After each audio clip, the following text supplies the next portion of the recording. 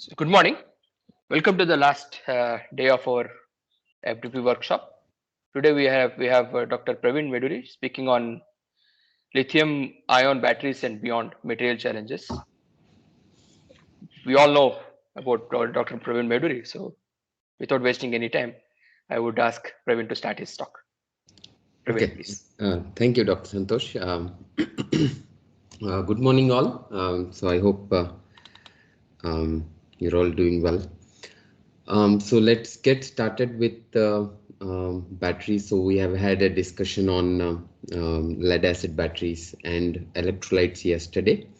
So let's continue our journey in batteries today as well, and then talk about lithium-ion batteries and uh, depending on how time permits, a little bit more about lithium, beyond lithium-ion and some of the discussion there. Okay.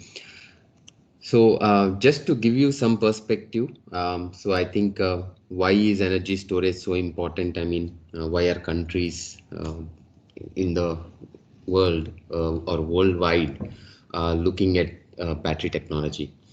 And why everybody so eager in investing in battery technology? So I think you can see the growth here. So for example, in 2019, if you see, uh, this is portable batteries, so mobile applications that you basically use it for.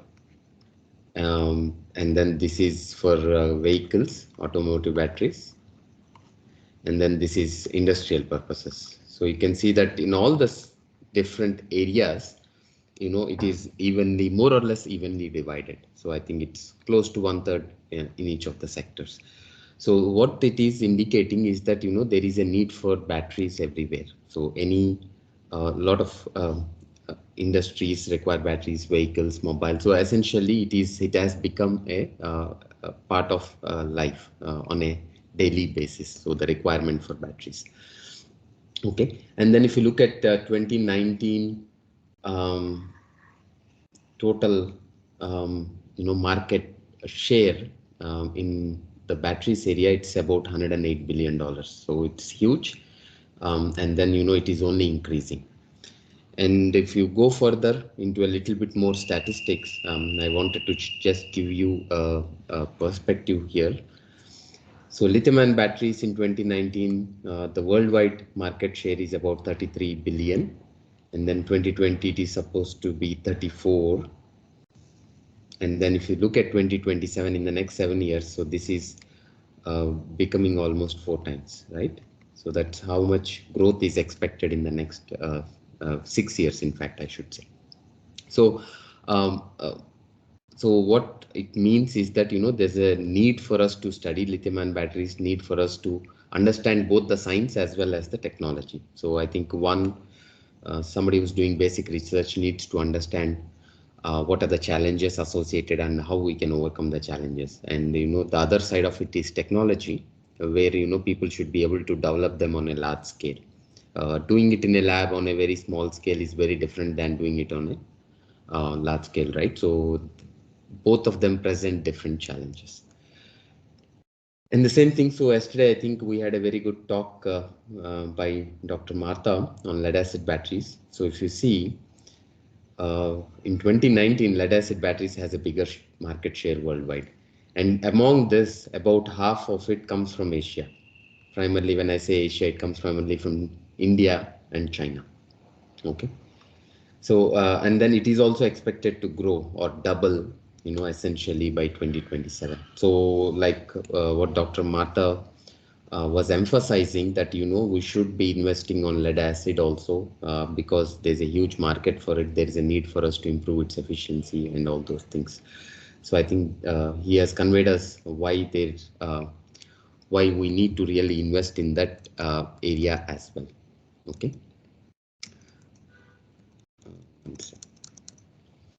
All right. So, and if you look at the overall scenario for batteries, so it is 108 billion in 2019, and it is projected to increase by 3 times. Okay, by 2027. So it's a huge requirement in terms of the required batteries. So the market size is huge, and it seems to be growing quite a bit. So that is where the requirement comes from. And for example, as it stands today, I think the contribution of India in the market share here or in 2019 2020 is very little. It's maybe close to zero. It's not much. Okay, we are only using it in phones, cell phones, and laptops, and that too. India doesn't produce anything, so India doesn't have a lot of market share. So, but you can see the drive now. So there are a lot of push for us to be going into this technology space, lithium-ion battery technology space. So there will be a lot of contribution from India in the next 3 to 6 years in this space. So again, why it is very important for us to understand and work in that area and contribute to the overall development that is happening in India is the reason why we are looking at energy conversion as well as storage today. Okay, so moving on, that's the bigger context on why we are working on this and why we should be working on that. I'll give you a brief evolution in the batteries. So for people who have not thought about it critically, so if you look at some of the earliest pictures, so for example, Egyptians were believed to be electroplating antimony over copper about 4,000 years ago. So these are all from the remains. So for example, this some of these pictures are, people were unearthed in some countries. So giving us an idea that, there was battery type of systems that existed as early as 4,000 years ago or 2000 BC. And then there were several instances or several examples showing us that people were actually using them for mostly electroplating. So trying to extract silver from silver ore, extract gold from gold ore. For those purposes, people have been using it even before AD in the BC time as well. So that's what the history shows us. So it has been there for a long time. So it's in a way, the idea is that it's not as new as, let's say, computers or these technologies that came in the last 40-50 years. Okay, so this is something that has been known to mankind for a long time. And the first battery was made by Alessandro Volta. So what he did, he took a silver plate and a zinc plate, and then he used a wet paper in between. So one is the cathode, one is the anode, and then he's using a wet paper as an electrolyte and a separator. Okay, so that is typically what a battery constitutes of: an anode, cathode, a separator, electrolyte. So one of the earliest occurrences or the first occurrences of a battery construction was done by Alessandro Volta. So he's known as the first or the father of batteries in that sense. Okay, so this was around the year 1800, about 200 years ago, I would say. And after that there has been a significant progress. So I will mark a few things. So the first invention here, Alessandro Volta, of the lithium of a voltaic cell, which is using either zinc silver or zinc copper things. And then Daniel cell came into picture in 1836. So we all I think there's a lot of literature on Daniel cell. The fuel cell was introduced as early as 1839, so close to a couple of hundred years ago. So it has been there for a long time, but I think the research and the practical usability of fuel cell only picked up in the last 30 years or so. But the concept has been around for a couple of hundred years. And then Gaston Plant introduced the lead acid battery in 1859. And you can see that that has picked up quite a bit, and a big market share of batteries is now lead acid batteries. And then other things like carbon zinc battery, nickel cadmium, so various other chemistries have come into existence. And one of the other things I would like to point out is the alkaline battery. And the reason is most of the disposable batteries that you use today are alkaline batteries. Okay, for example, batteries in your remotes, or wherever they're disposable, the AA batteries you typically use, toys, remotes, watches, clocks, etc., etc. So all these are alkaline batteries. So that was introduced around 1950. And then lithium ion battery, for example, came into Not my group 3.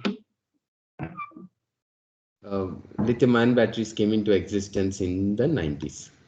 So Sony was the first one who introduced lithium-ion battery, and from there, I think that we have progressed quite a bit in the last 30 years in the lithium-ion batteries area. Okay, so I think this I presented. So batteries could be two types. Primary is single use; they are not rechargeable. You use them, try to recycle them. Secondary, which are recyclable, which are rechargeable. So essentially, lead acid batteries, nickel cadmium, nickel metal hydride, various chemistries are there, including lithium ion.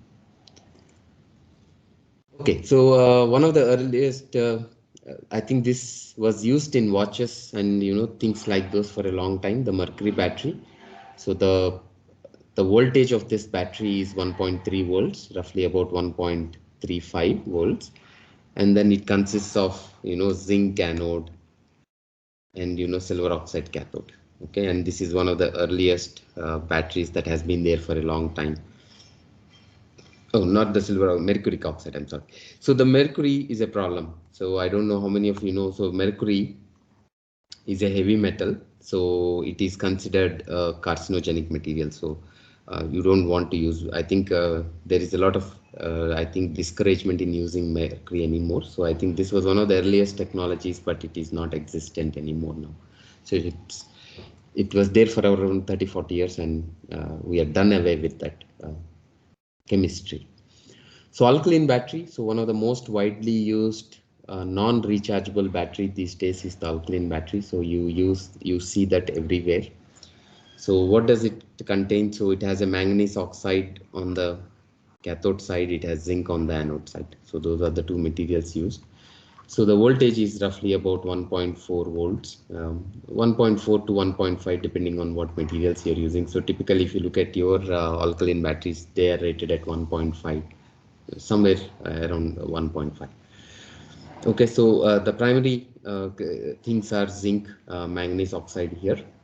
And if you look at the construction, it is even though it's as simple as two reactions. When we study it in the lab, all we do is make two electrodes, put them together, test them. But when you look at the actual construction of this battery, you can see that it has a lot of components.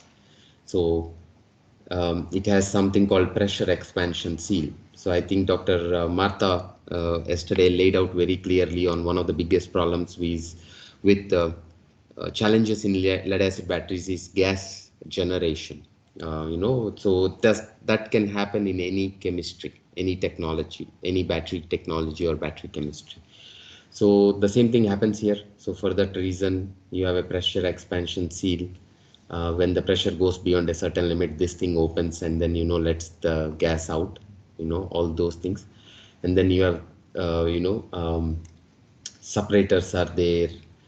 Some of the casings. So you need multiple casings to host these materials. So if you look at just to give you a perspective, so I put the image here to show you that there's a big difference between what you do in the lab scale and what can be done in the industry scale. I think there's a significant difference in that. In a lab scale, for example, most of the times when even if you're testing alkaline battery, you're not so much worried about gas generation, so you don't account for it. In a sense, you're more interested in understanding the material, understanding the reaction. Whereas in the technology side of it, or the industrial side of it, commercial side of it, the chemistry is understood. They know what is going to happen. The bigger challenge is how to assemble it in a format that has low volume and things like that. Assemble it in a format where there is no gasification. the gas generation has to be, or if the gas is produced, it has to be relieved somehow. Otherwise, the battery will expand and it will cause problems in any of the things that you're using it in. So that is the challenge. So I think there's a big difference between the lab scale and technology scale, and it's important to realize that as well. Um, okay, so the one of the main reasons why we still use alkaline batteries in a lot of the things is because they are very good. It's as simple as that. There's a big market for alkaline batteries even today, in the present day scenario. And like I said, one of the main reasons is it has it has excellent properties. So some of them I would list here. So it has a long life. In comparison to a lot of primary batteries, it has an extremely long life. It has a good constant capacity. So one of the things is, so what does this sentence mean? Constant capacity over wide range of current range. So depending on how much current you are extracting from the battery system, the capacity can change. So I'll show you in a bit. If you're trying to extract a lot of the current, the capacity can go down by 2 times, 3 times, and things like that. Okay, so it is very critical, sir, that we are very careful about what is the battery, what is the current drain or current extraction that you are expecting from a battery. So there's a lot of interdependence between that and the capacity. So if you're trying to extract low currents, the capacity will generally be very good. If you're trying to extract high currents, the capacity goes down. So whenever you are characterizing batteries, so one of the things that you look at is how good the battery is if you are increasing the current drain. So if you are trying to extract more and more current and the capacity does not go down significantly, you say that the battery can function in any kind of setting or any kind of conditions. So high current conditions, low current conditions, no change in capacity, very good thing. So that the battery, you don't have to worry about the current aspects there. So alkaline batteries are good in that context, and shelf life is good. So one of the other things that whenever we talk about batteries, one important thing is the shelf life. What do you mean by shelf life? As the name indicates, it is how much time you can keep it on the shelf. So for example, a battery was manufactured in 2020, and somebody buys it in 2021 and uses it. So the expectation is that it has the same capacity as it had when it was made in 2020. So that's the expectation. That is what you call the shelf life. But a lot of these battery chemistries generally are reaction based. So what will happen is there is some amount of side reactions that is happening even when the battery is on the shelf, even when you are not using it in a instrument. Even though they are in the shelf, there are still side reactions happening in batteries. So that is inevitable. Some reactions are fast, some are slow, and that kind of a thing. But I think there is some amount of reaction happening. So if you look at alkaline batteries, the shelf life is very good because the amount of side reactions that happen when it is sitting on the shelf is very low. So that is also very important. One of the important characteristics that you look at when you're deciding on batteries. For example, on the contrast, some of the other batteries have a challenge. For lead acid batteries, yes, so there is the shelf life.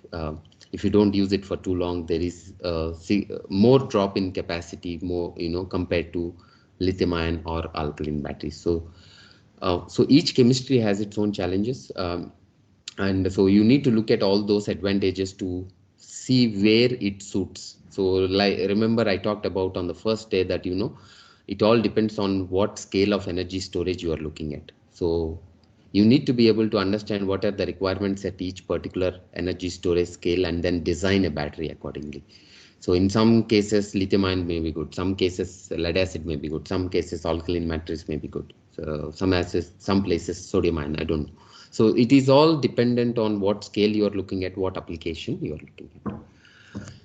Okay, so apart from that, so alkaline batteries, low temperature, not so much particular to India, because we don't have such low temperatures. Still, northern India has lower temperatures compared to south, but still not as bad as northern hemisphere where people deal with -10, -20. So it is very important there that low temperature are also very important in this.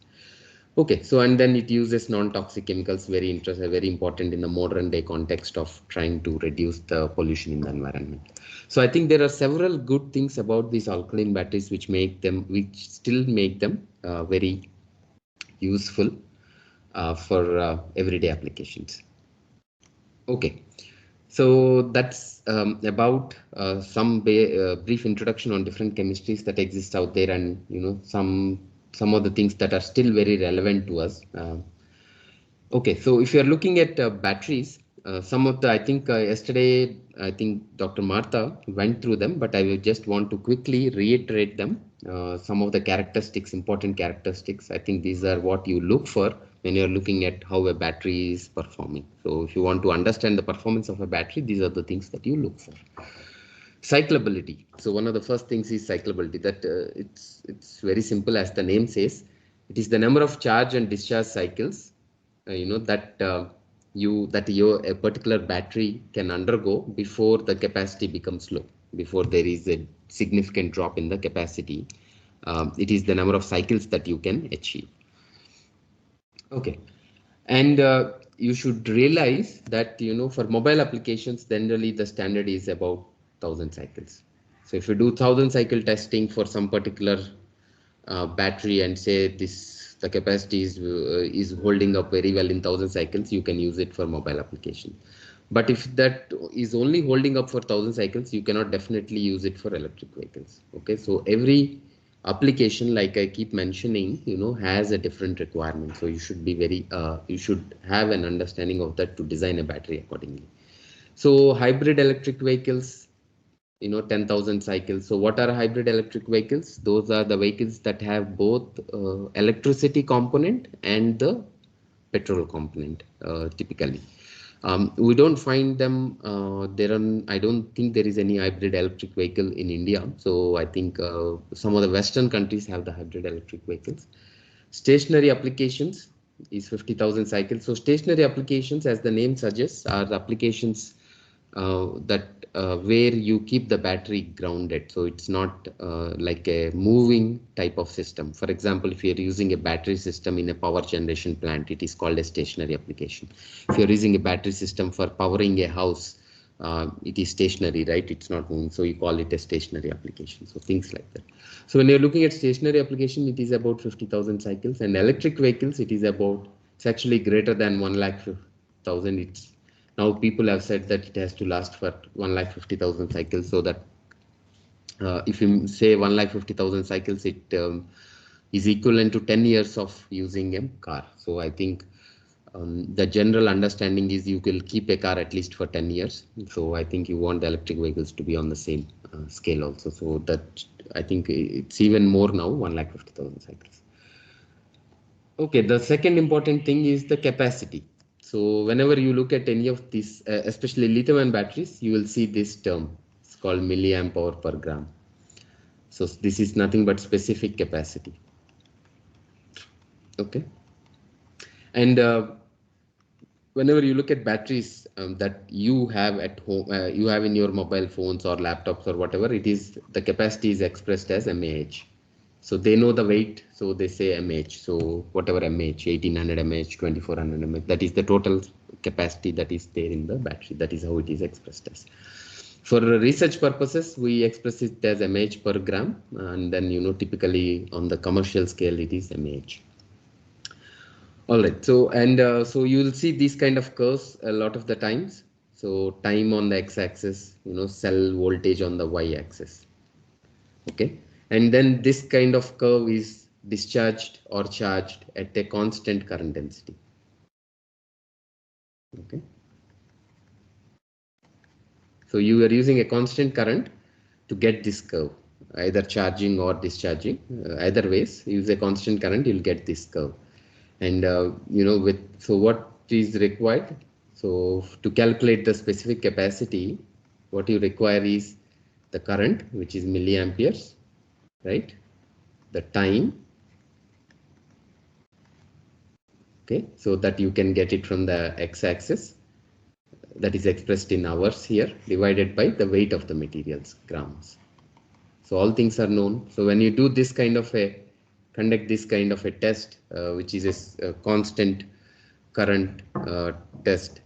So what you will see is you can calculate the specific capacity. So you'll see a curves if you are into this battery research, especially lithium-ion batteries, sodium-ion batteries, you will come across these kind of curves. These are very important in that context. So, and then so this is specific capacity. There's another term called rate. So what is rate? It is telling you how fast or how slow you are charging or discharging the battery. So typically 1C rate, when you say 1C rate, it means that you are charging the battery, you are charging or discharging, otherwise, okay, charging or discharging the battery in 1 hour. Okay, and if you are saying, let's say 2C rate, so it means you are charging the battery or discharging the battery in 1 over 2 hours. Okay, that means 30 minutes. So as the C increases to C, 3C, 5C, it means you are charging or discharging faster. If you say it's C over 10, C over 20, it's longer time generally than 1 hour. Okay, that is how. So this, lot of times people express it like this and say, this battery was tested at this rate. So it means that it is charged and discharged at that, in that time frame, within an hour, within 2 hours, within 30 minutes, whatever that is. So rate is something that you generally see. And then the Coulombic efficiency. So generally the efficiency that you get on the charge side or the discharge side is also very important. So charge capacity by discharge capacity will give you the Coulombic efficiency. Okay, so the capacity that I talked about previously on the charge side and discharge side. See how much energy is required to charge. If you're not able to extract all the 100% that you are using to charge, then there is some loss of energy, right? You want to understand that. And usually there is some loss there, very little, like depending on the battery system, it can be something from 0.0001% to like something like 1-2%. But you need to understand the system. So it is called Coulombic efficiency. Okay, and cell voltage stability. So this is also very important, and the last important property. So if you look at this curve, you see this, right? This is like a sloped line. If you look at this curve, rather you see much more of a horizontal line, very close horizontal line. Okay, so why is this important? So both of them are done at constant current density, right? You're charging or discharging them at constant current density. This is also the thing, the constant current density. And if you take current into voltage, so it should give you the power, right? So if you look at the power here, your power keeps changing because the I is constant and V is not constant. V is changing, right, with time. V is not constant, so it is changing. So your power is not constant. Whereas in this case, P again is Vi, both are constant, so your power is a constant. P is constant. Why is that important? Because whenever you are using it in a practical application, the power cannot keep changing. What happens if you want to use it at if you want to use the battery at some particular power requirement? Usually any instrument, any system will have a known power requirement. So if you have a constant voltage, yes, the same power requirement is met and you can use it. But if you have something like this where the voltage is going down, even if you have a power requirement of something in this area, let's say, you still have to start here and a lot of energy is wasted that way. Okay, so I think this kind of sloped profile will give you different power at different times, which is not what you want in a practical application. You want a more constant current all the time. That is what you are aiming for. So generally, so the voltage stability is also very important. A flat curve is something that we want to aim for. So these 5 properties are typically what you come across when you are looking at battery systems, any type of battery systems for that matter, and more important in lithium-ion batteries. Okay. Okay, so those are the requirements and those are the characteristics that are required, that are important for you to understand and know. So we'll move on to lithium-ion batteries now. So the first thing, this is a very uh, proud thing for the lithium-ion battery community. Somebody like us who are working in the energy storage area, that in 2019 the Nobel Prize was awarded to three faculty, I think, who have been working on lithium-ion batteries for a long time. So Professor John Goodenough, Professor Stan Whittingham, and Professor Akira Yoshino. So all three of them has contributed in some manner or the other for the development of lithium-ion batteries. I think you can think of them as the founding fathers of lithium-ion batteries. So it was a proud moment for everybody in the energy storage that they finally got the recognition they deserved for a long time with the Nobel Prize. Okay. So lithium. So if you look at lithium, has a lot of uses. So you might, if you pay attention, you will realize that lithium indeed has a lot of uses. It is, other than batteries, it is used in glass industry quite a bit. So if you look at, these are 2019 statistics, glass 20% uses, lubrication 5%, polymer production is 3%, and other things. Okay, rest of them are others, but the major use today is in batteries, about 65%. This is I think 2019 data. And if you look at 2011 in comparison, the batteries was very small, so you can see the jump. Now most of the lithium is going towards batteries. Okay, uh, it was, the highest was in ceramics class before, but it has gone down now. Most of the lithium now is going more and more into batteries. So you can see the use of lithium in batteries picking up significantly, and then lithium-ion batteries is being, people are serious about it and they've been using it quite a bit. Why lithium? So one of the first questions would be, I mean, why are we so fascinated with lithium? I mean, why is everybody so fascinated with lithium? I mean, is there a real reason for this, or is it just, people are just doing it for the sake of doing it, or is there a real reason? There is a real reason. If you look at this periodic chart, what do you see? So lithium is the lightest metal that is there. Okay, so lithium, if you compare, sodium is in the next. Okay, potassium further, and any of these chemistries, they are heavier. So what happens when they are light? When lithium is so light, your specific energy, which is watt hour per kg, your specific power, watt per kg, we talked about this on the first day. I introduced this right on the first day. What these things become better, your denominator is low because of lithium, so your specific energy becomes high, specific power becomes high. Your denominator is low in comparison to sodium or potassium or other things like manganese. There are some manganese based, whatever. So in comparison to any of the other things, elements out there, you will have the highest, you are bound to have the highest specific energy and power with lithium. So that's one of the main reasons why lithium is so interesting. The weight is, it's the lowest weight, interesting. The second thing, again, why lithium? So if you look at the chart, so this is what you call a reduction potential chart. So if you look at lithium, it is one of the lowest, it is at the bottom. So what does this mean? So if you make a battery with lithium and something here, some material here, so the voltage, battery voltage will be, if you are making a battery, let's say you pick something like copper based material. So on positive side, which is 0.3, minus of minus 0.3, this is the lithium side. So it is 3.3 volts. So, the overall voltage will be high. Okay, so because this is at the bottom of the reduction potential chart, so any other material that you pair it with on the cathode side will give you a high battery voltage. So in comparison, potassium is 2.93, very close, but to about 0.1 lower.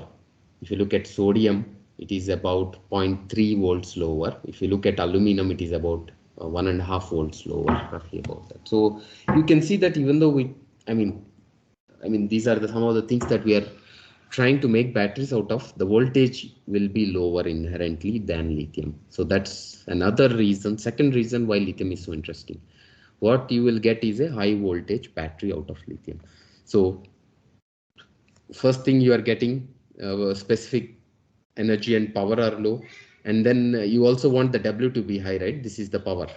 So in order to the W to be high, you want high voltage. Power is V into I, so high voltage is required. So that also serves the purpose. Lithium will give higher voltage than any of the other metals.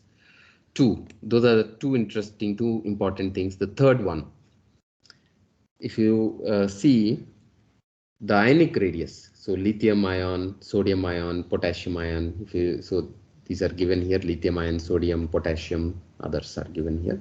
So if you look at the ion radius, lithium is 76, sodium is 102, potassium is 138.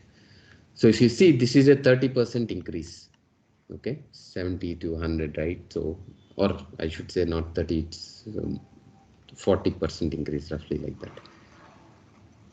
So if you see, there's a big difference here also, maybe something of the 30% difference, 35% difference. So if you see, there's a big difference in the ionic radius. It looks, when you look at the numbers, it only looks like 76, 100, 130. But if when you put it in percentages, it is a 40% increase in size, and then again another 40%.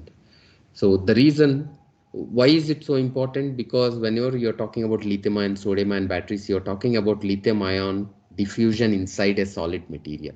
So if you take a solid cathode, solid anode, lithium is going to go inside that, it diffuse inside that. So the size of lithium or sodium or potassium is very important, because you are now trying to put materials into solid materials. So these kind of sizes. So when you are saying the size of the ion goes up by 40 times, the solid material will also change the volume, change the space between the atoms so much. So that is a huge drastic change. So that's why, in comparison to sodium or potassium, lithium is again very, the size of lithium is quite small, and hence very interesting. So these are the three primary reasons why lithium is interesting. So that's it's now a well-established fact that lithium is much more significantly beneficial than sodium and potassium. Okay, as long as you have the availability of lithium and other things, those we'll talk about in the next slide. But as long as you have availability of lithium, yes, it is the best material to work with. Okay, so this is a chart I showed you the other day. So just to once again perspective, lithium is very, you don't have to worry about lithium content. It is better than copper, zinc, nickel and others. So lithium is as high as those. So I think we have a lot of lithium available. So no concerns there. So just to give you an idea, 2019, so the reserves that are there worldwide, it is about 80 million tons of lithium is available. So there's no reason to be that concerned. But it is not available in every country. That's the concern. It is only spread out primarily. So Bolivia is one of the primary highest reserves, followed by US, followed by China, or Australia, US, China, and Argentina. So these are the 5 main countries, and Chile to some extent, right? So all these are contributing significantly, about 6 countries. So that's where most of the lithium reserves are. That doesn't mean that India doesn't have it, for example, but we need more exploration to identify where it is located. So I think because so many other countries have it, there's no reason to believe that we don't. Only that more geological exploration is required for the same. Anyways, so these are the reserves, but if you look at the production and the usage, they are significantly lower. So that's what I wanted to point out. So this is also, I think, okay, this is also million tons, not tons. So if you look at that million tons, so this is where it stands today. So 0.08 roughly, right? So which is what? So if you look at 80 million, right, this is about 1,000 times smaller. So there are a lot of reserves. So the production today stands at only about 0.08 million tons or 80,000 tons. So that is the requirement that's there. So the point here is that there is no worry about lithium being not available. Only the worry is it's not available mostly as it stands today in 6 countries only. Most of it comes from 6 countries. So other countries have to make an effort to see if they have their own lithium mines to be not dependent on these countries. Okay, so the lithium-ion batteries, so why are they very interesting? So I'll put some of the, so it has high specific, so volumetric capacity. So I said, right, watt hour per kg, watt hour per centimeter cube or meter cube, whatever. So all these are very high. And you can achieve fast charge and discharge cycles. For example, you can charge your lithium-ion batteries in mobile phones these days. You talk about 15-minute fast charging, right? So it is true. So previously it was 2-3 hours. Now it has come down to about 15 minutes, 10 minutes, 30 minutes. There's fast charging that is available there. So that is there. So they are better in terms of faster charging, discharging today as it stands. They have better cell voltage than most other battery chemistries. They can go up to 4.5 volts now. So the lithium-ion batteries function depending on what chemistry, what materials you have, it can function between 3 to 4.5 volts in most cases. Okay, so that is higher than most other battery systems that are available today. All right. So and then they have low self-discharge. So like I said, when you're putting it, so okay, let me point out. So we talked about shelf life, right, previously, and there is something called self-discharge. So these two are the reason I'm pointing out, you might come across these in battery terminology. These two are different, they're not the same. So shelf life, like I said, you keep it on a shelf, and there are side reactions, and then you are trying to see how much time or how much capacity is lost in some time to see how much shelf life it has. Whereas self-discharge is something where you start using the battery already. So shelf life is you don't use the battery at all. It's a newly constructed battery, newly made battery, you keep it on the shelf. Whereas self-discharge is something that you already have started using. For example, your car battery, the lead acid battery in your car, you're already using it, right? And then when you don't use it, you start using it, you use it for some time, and you don't stop it, you don't use it. So what will happen is because you have started using it, the reactions can also happen when you are not using it. Just like side reactions, some reaction propagation can also happen even when you are not using it. Once you have started using it, stopped it also, there might be some reactions that can happen. So that is what is called self-discharge. Okay, so shelf life, you have not touched the battery. Self-discharge, you have started using it but stopped at that particular moment, but it still continues to lose some capacity. That is what is self-discharge. That is another important thing in these batteries. So if you look at lithium-ion batteries, their self-discharge is also very low. That's one of the main advantages.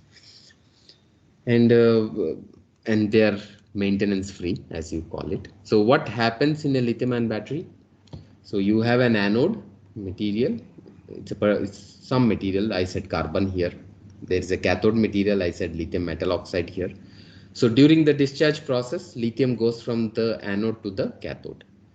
And you see these are all lithium ions.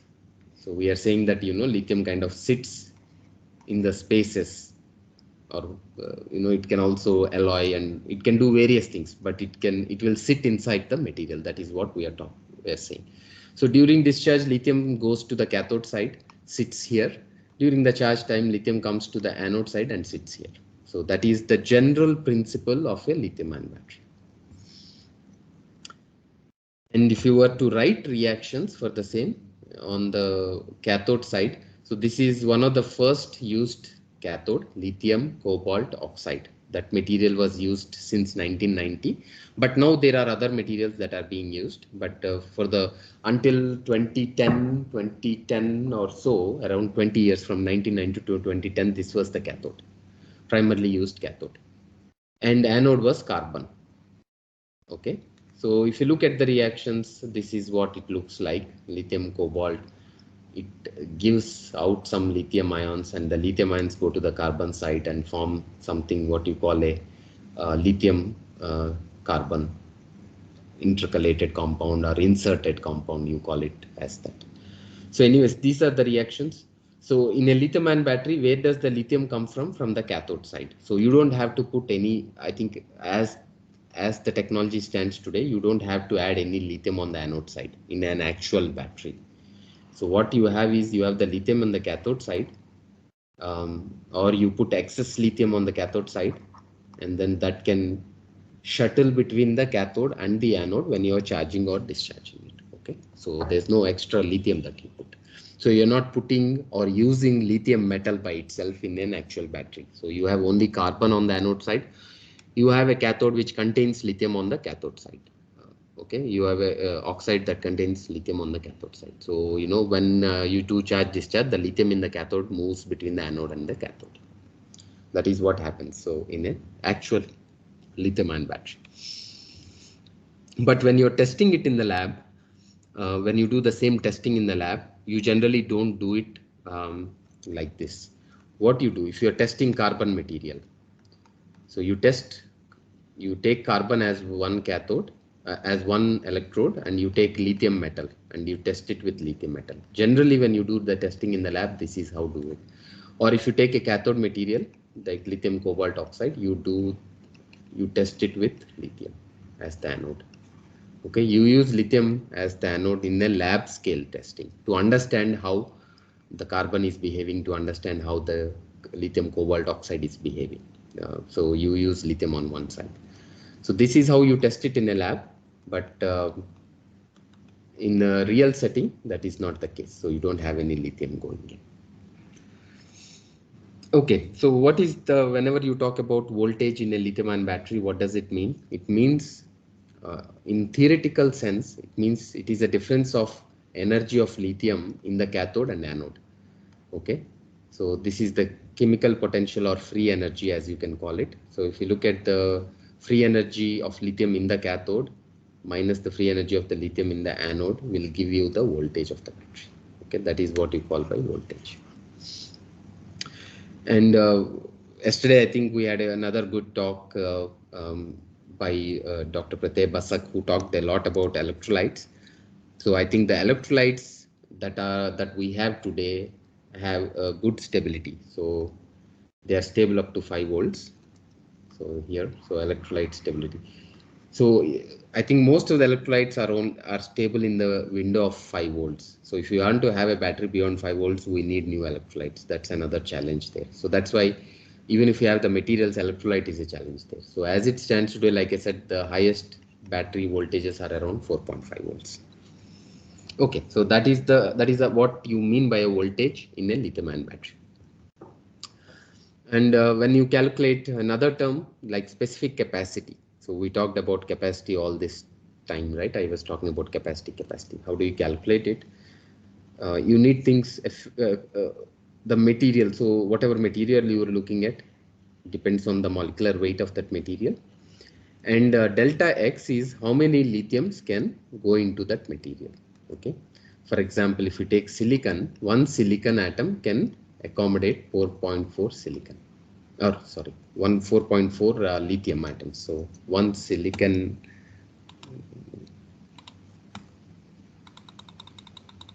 Okay. So one silicon can accommodate 4.4 lithium. On the same, if you look at carbon, 6 carbons will accommodate only 1 lithium.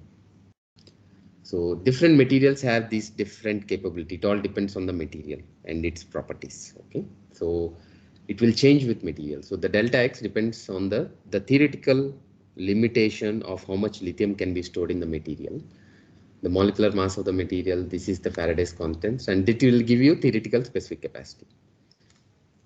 So very easy and straightforward to calculate them and understand. Okay, and if you look at, so this is a chart I think Dr. Pratay Basak showed yesterday, but I will go a little bit deeper.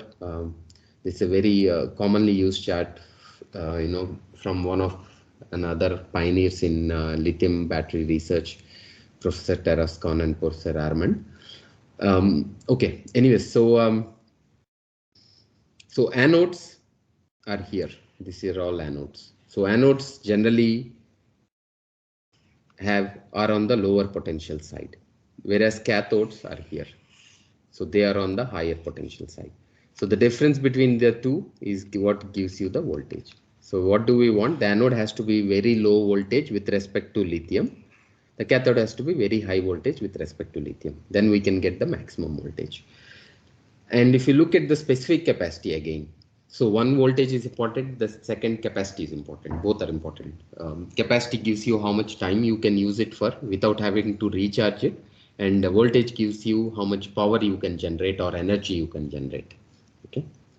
So the specific capacity, for example, carbon or graphite is somewhere in the 372 range. Okay. So graphite, which is the one of the most widely used anodes, is about 400. Let's say it's close to 400.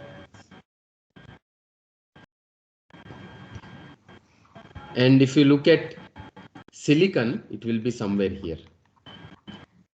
Okay, it is about close to about 4000 milliampere hour per gram, or precisely it is 3850 or something. Okay.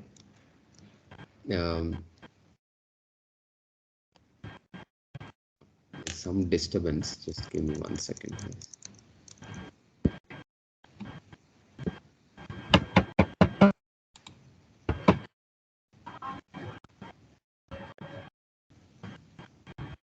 Okay, just give me a second. I'm trying to mute. I think there is a.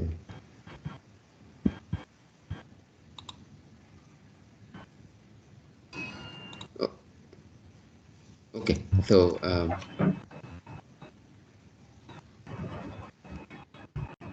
let's. So if you. Hello. So kindly mute also. There may be some background noises coming. Yes, yes. I am not familiar with this thing. I'm trying to find it where it is. Give me a second. I use a lot more Google Classroom in the for online teaching. But this platform is very excellent, Microsoft team. Yes, yes. So we have used. We haven't used it until like recently. At least I haven't used it, and yes, like you said, I think it's a good platform though. Okay. Can I think I'm not able to find it. Can I think there is a disturbance from somebody? Can you please mute it? Okay, looks like they are muted. Okay, let's continue the discussion then. Like I said, cathode anodes, graphite is around 400, typically very widely used. Silicon, like I said, is 10 times higher. Silicon or lithium metal itself are 10 times higher. And there are other materials like metal oxides that are in the range of 600 to 800. Things like tin oxide, uh, things like, molybdenum oxide, various metal oxides that are there in this range. And they are about somewhere in the 600 to 800 range. So people are working on them as well. And if you go to the cathodes, most of them, one of the inherent challenges with cathodes is most of them has low capacity. So if you look at this, if you look at this chart, they're very close, right, in terms of capacity. They are varying between maybe 150 to 250. That's true. So they are low capacity. I'll explain when we get to cathodes why that is the case, but generally they have a very limited capacity available. So that's the challenge on the cathode side. One of the main things is that whenever we are talking about lithium-ion batteries or even sodium-ion, potassium-ion batteries, any uh, solid state batteries. For example, yesterday you learned about lead acid batteries, right? So lead acid batteries have an electrolyte component, and the electrolyte concentration actually plays a role in determining what is the voltage of the battery. So in lead acid or some of the other systems, that electrolyte concentration is important. It is what you call Nernst equation is being followed, is what you call it. But when you come to lithium ion, sodium ion, potassium ion, or solid state batteries, the material properties become important. The structural and morphological changes in the materials become very important. They drive the thermodynamics of that reaction as well as the kinetics of that reaction. It's not the Nernst equation that is used for other systems. So it's very important to understand these solid state I mean solid state mechanisms, and you need to have a good understanding. For the lack of the time, I don't have a lot of that discussion here, but in order for you to uh, become very good at it, you need to understand a lot about the materials themselves, the materials, the material properties and things like that. That will tell you the thermodynamics or the voltage that you can generate. That will tell you the kinetics, how fast the lithium ion will diffuse or sodium ion will diffuse is can be understood by understanding the materials and their properties. Okay, so when you get to these batteries, they're a little different in comparison to lead acid and other chemistries. You need to have a more of a material understanding to be able to see how well they do. Okay, so what I'm showing here in this when I say solid state mechanism, you have an A and B, and A is diffusing in this direction, or A is going to B side. So what will happen as you are running the battery more and more? There is an AB, small layer of AB formed. There is a bigger layer of AB formed, even more of a bigger layer of AB, and finally what you end up having is AB on this side. So there's no A and B anymore. So you started off with an A, you started off with a B, but now everything is an AB. So A is migrating to this side. So you need to understand how AB forms, right? What are the properties, for example, AB properties are important. So all these things you have to have an understanding. So what you call is you have to have an understanding of solid state materials. That's the idea here. Okay. So I won't go into much more details about that. I think what we are going to do rather is look at, there are three types of main types of reactions that are there when you are talking about solid state mechanism, especially in relation to the lithium-ion batteries. So one is a formation reaction. So you say A plus B goes to AB. One is a displacement reaction. So you have A plus BX. This X is now, AX is being formed. So there is a displacement of B happening. So A plus BX is giving to AX plus B. And then there is something called an insertion reaction. So the A is going, there is a BX, the A is going and sitting somewhere in the spaces or in the lattice structure of BX. So you are inserting the A inside BX. So this is how you can divide all the reactions that or all the materials that we have for lithium-ion batteries can be divided into these three reaction types. Okay, and then so we'll look at those reaction and types a little bit as we go on. For the main topics of interest, whenever you are talking about lithium-ion batteries, you can divide it into four types. One, anodes. We want to look at new anode materials, better anode materials, look at cathodes, new cathodes, better cathodes, electrolytes. So yesterday there was a huge discussion on this already, so there's no need for me to touch that. So by Dr. Pratyabha Basak, so electrolytes, and then technology. So this is also important. This, I think, in the context of time, we will not be able to do it. But like I was mentioning earlier in this presentation, being able to make it on a large scale is also very important. You need to understand the challenges there. You can do a lot of things in the lab scale, but as long as a product cannot be made out of it, it will just it won't contribute to advancement of science. So that is how you see it as. See, lab scale is all good, but at least out of the 100 things that people do in the lab, if one, I mean, the idea or the goal should be that one out of the 100, one out of the 1,000 at least should become a product. So that's how you can actually transform science into technology, and that is very important. Okay, so let's move on to anodes. So we'll have a discussion on anodes and cathodes for lithium-ion batteries. So I'll try to give you what I will try and do, give you a good overview of what are the whatever we have been talking in lithium-ion batteries so far is all about materials. I talked about what materials are required, how capacities are. Everything that you see here is a materials challenge. When you talk about solid state batteries, let it be lithium ion, let it be sodium ion, let it be potassium ion, aluminum ion, whatever it is, all of them have to have the right material for it to be able to function. So I think the biggest, the one of the main challenges in any of these battery systems is finding the right material, which can give you high capacity, high power, all those things. So I think like the title of today's presentation reads, it is actually and truly a materials challenge. Okay.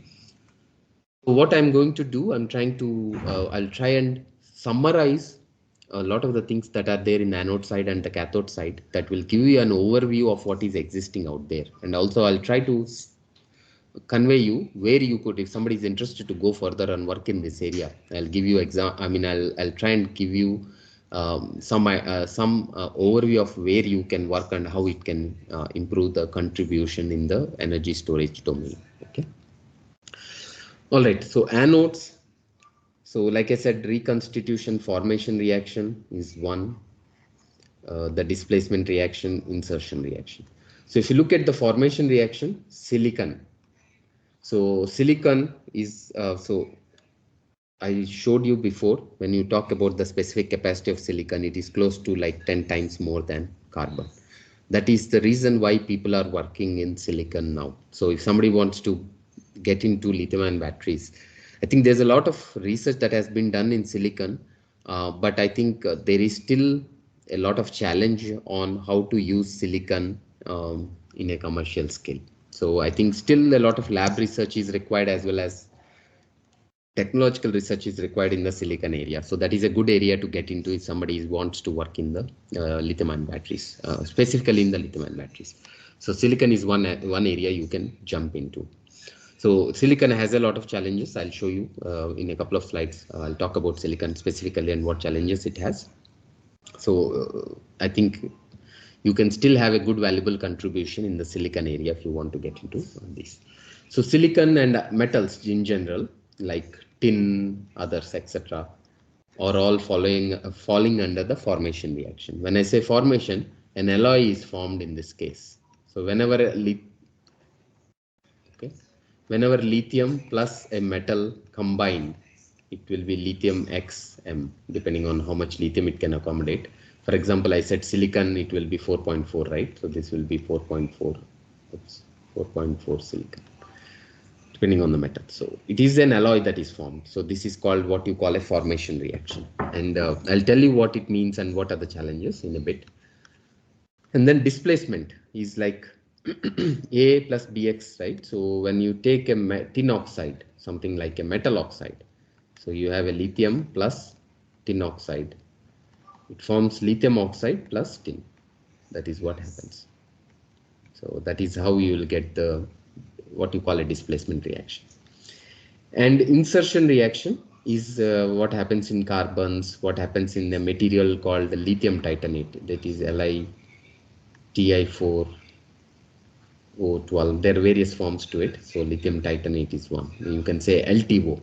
I think you can just refer to it as LTO. That's better. So insertion reactions. So what is you might ask me, what is the difference between an insertion reaction and a first one, the formation reaction? So the formation reaction is there is an alloy formation that is happening, whereas in insertion, the lithium is just going and generally sitting is going into empty spaces in the crystal. Okay, it is trying to go and sit in the empty spaces, whereas here there is actually a change in the crystal structure and things like that. So there's a difference between the two. I'll try and go through them for you to understand it better. So the formation reaction, what happens is that the host structure is changed. Like I said, when alloying happens, the structure changes, volume changes. So there's a big problem when the volume goes up significantly. There's a challenge. So all those come into picture. So for example, silicon. So what happens? So silicon is there, an atom or nanoparticle of silicon, let's say, assume, is there, and you put lithium 4.4. So every silicon atom you are putting 4.4 lithium. Is what will happen? The volume will go up by 400 times. So the silicon grows into 400 times or 400%. So that is 4 times the volume. So a volume X becomes 4x when you put lithium in it. And when you take out the lithium, the volume cannot shrink back to its original size. It doesn't, it is not how the materials behave. What rather happens is it breaks up into smaller particles, right? So you see this smaller particle formation. So so once it forms smaller particles, so some of the particles you're talking about, when you're talking about a cell, you have some copper electrode, you're coating. Yesterday, I think Dr. Martha showed you a lot of these things, right? You're coating it on top of this. If these particles are breaking out, what will happen? Some of them will come out into the solution. So you will keep losing material. If the material expands, breaks, you keep losing the material. And as you keep losing the material, your capacity comes down. So that is a real challenge that you encounter in some of these formation reactions. So that is also a challenge with silicon. That is where I think a lot of people around the world are working on silicon to make it a reality. The ideas are, people are trying to come up with ideas on how to overcome this challenge of silicon. So just to give you a perspective, I think now silicon research in the US, I think US recently announced a $50 million research on silicon. Same thing is happening in Europe, several universities. I think we are also, India also, I think is trying to work on silicon. So silicon, there is a lot of interest in silicon. So I think there can be a good contribution in the silicon side. Okay, so again, it's the same, whatever I showed you before. So if you see, this is how silicon is in the beginning. But as you are putting lithium, this is what happens.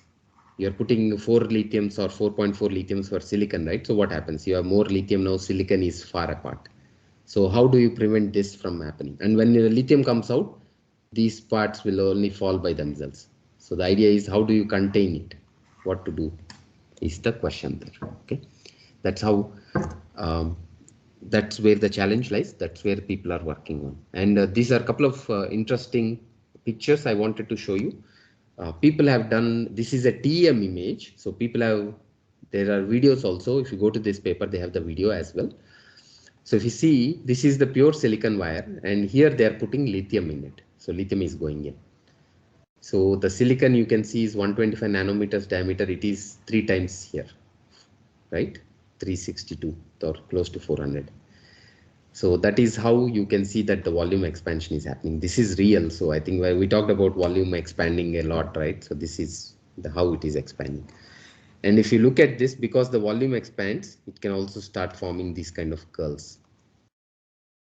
Or what they did, in fact, I should say, in this experiment, they tried to keep the volume constant. So what happened when they tried to keep the volume constant? You can see the curling happening. And what happens when curling happens? Things can break at this location. And you know, it will not be useful. And if you further look at this same picture like I showed you last time, so you see the cracks are developing inside the material. So all this is crack development. So what happens? It will break away. It will fall into the solution. It will not be of any use for capacity purpose.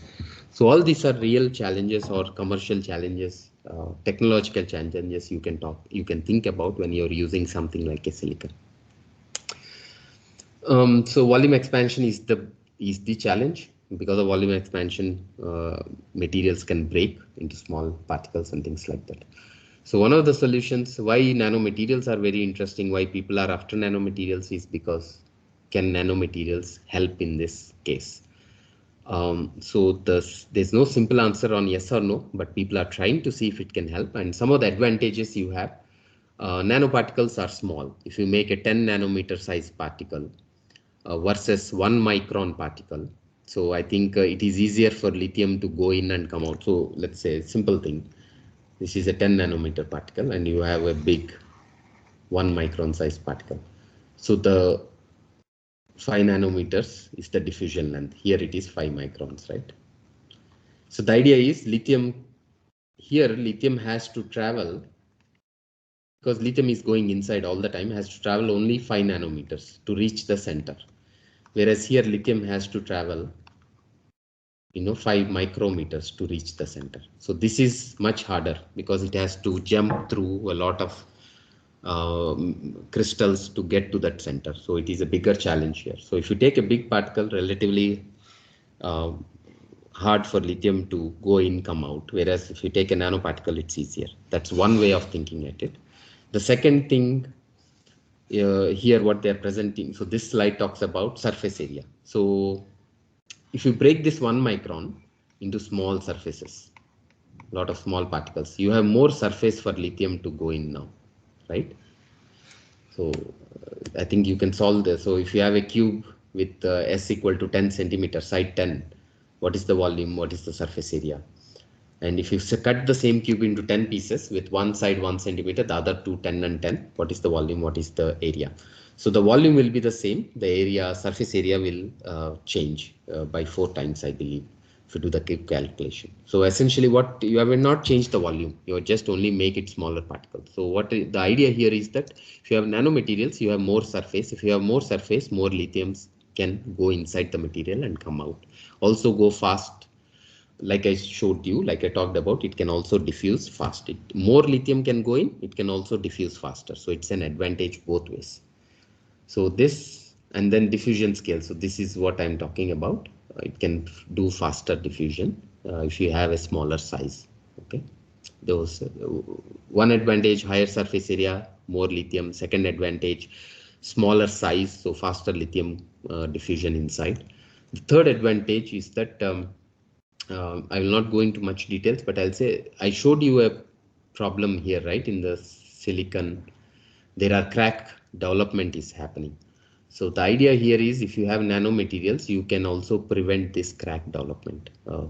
Not completely, but to a good extent, I would say you can prevent it. So that is also why nanomaterials are interesting. 3 main reasons why they are interesting. And people have shown some lab scale studies which talk about the same, that there is good improvement. This is one study where lithium-ion batteries are used. So they are showing that the capacity of about 3500 is retained for 10 cycles. 10 cycles is very small. Now people report hundreds and thousands of cycles. This is one of the first studies in 2012 when silicon was just picking up. I think that is when silicon started making rounds. 10 years ago. That's one of the first papers in silicon. Now people have come up with a lot of ideas in the lab scale setup. Yes, so this is one area, one idea where people have prepared these kind of domains. Researchers have prepared this kind of domains, and when you put lithium inside, they change, they become curved. But since there is volume, there is space for it to become curved. It kind of. So we were talking about the structures where people have prepared it with some spaces, and so what you see essentially is space is available, so things can become curved, and they show that the capacity retention is very good. So essentially they're trying to overcome the problem of this volume expansion using the let me move this. Okay, so they're trying to overcome that problem by. This is another example. So people have tried various ways. I'm just showing a couple of examples for your understanding. So here what they have done, here they have made carbon spheres and they put tin inside. So these are all tin nanoparticles, as you can see inside. So they made carbon spheres like this and put some tin inside. So what they say, or what the idea here is that you can actually the tin can expand, contract, whatever it can do. Even though it breaks into pieces, it is still inside this carbon sphere, so it will hold on to it better. So there's no tin that is coming out. So whatever happens to the tin inside, it is still inside. So essentially you can still use it for lithium diffusion or lithium alloying and de-alloying. So essentially that was the idea, and they show a decent capacity retention, with cycling. So typically these are the charts that you see, the specific capacity chart I was talking about, that cycling chart that I was talking about. This is how the data is represented in a lot of this lithium-ion battery area. However, so I talked about a couple of 3 main advantages of the nanomaterials, right? So be able to use it, but there are challenges also. That's why they are still not existing today. Not a lot of nanomaterials are being used in the real production of lithium-ion batteries. So what are the challenges? Because it has high surface area, it has a lot of unwanted reactions that happen. So the more surface you have, the more unwanted reactions can happen. So that is one challenge. So there is loss in the capacity because of that. That can happen. Something called SEI. So I think this is solid electrolyte interface is what you call it. Um, so what is this is when you have a solid cathode or anode solid, and when you have an electrolyte, there is a there is a reaction that happens always. So if you have a solid and then you have some electrolyte, right, liquid electrolyte here, on the surface of this material, whatever material it is, there is something, a small 10 to 50 nanometer layer is formed, which is called the solid electrolyte interface. So why is it important? We need it because if you do not have the solid electrolyte interface, the electrons can jump into the electrolyte, which is what we don't want. Electrons should go through the external circuit. Only ions should jump into the electrolyte. The electron should go through the external circuit. So what can happen is electrons can come here. So we need a solid electrolyte interface. But what is the problem? Is some of the lithium gets trapped here. So the capacity is lost here. So that is generally the case with the solid electrolyte interface. But with the nanomaterials, what will happen? We will have a lot of SEI that is formed. So we'll lose a lot of lithium also. So in comparison to 1 micron sized material, the 10 nanometer will have a lot more surface area. So a lot more SEI is formed, a lot more lithium is lost. So that is a practical challenge that will be there. And the second thing, manufacturing. So I think nanomaterial manufacturing today, as it stands, is still a big challenge. There's no known ways where you can produce tons of quantities of nanomaterials. Even carbon, things like carbon nanotubes also cannot be produced in millions of tons of quantities. It is still now carbon nanotubes can be produced in I think tons, but that is also expensive. If it can be manufactured in tons, it is expensive, or it cannot be done essentially it cannot be done in an inexpensive way. And the third big problem you have is the tap density. So what is tap density? It is the amount of material you can pack within a given volume. So if you look at a micron sized particle, the tap density is the amount you can pack is very close to the actual density of the material, right? If the material, whatever the density of the material is, that's how much you can pack in a given volume, and the particle size is big. When you're going into the nano, what is happening? So imagine you have a big one particle filling up this thing, right? Yes, there is some space that is available here, some space that is lost here. So the tap density is still very high, very close to the actual density. But imagine you are trying to fill it up with very small particles. So there's a lot of space between each individual particle.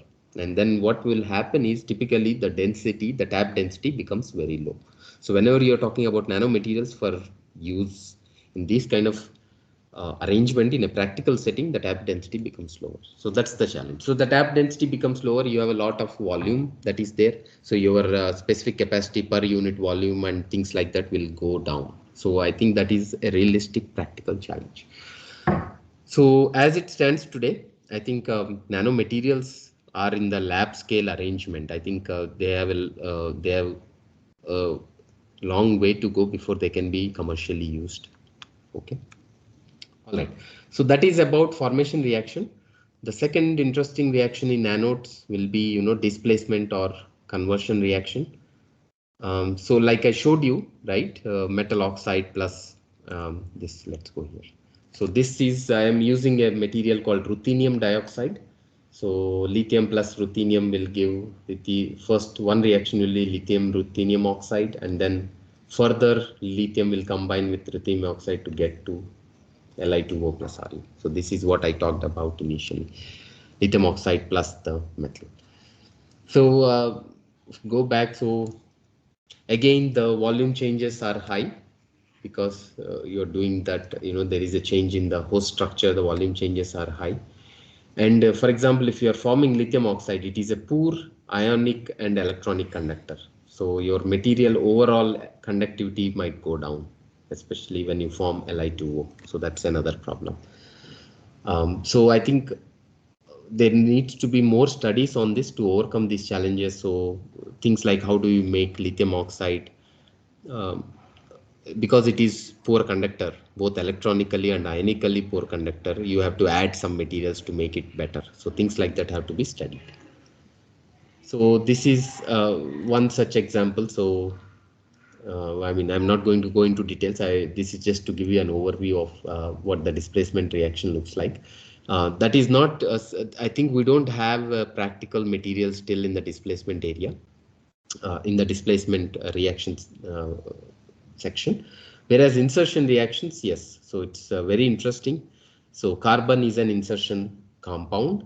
So I think what happens is the host structure provides the frameworks. So generally the volume change is small.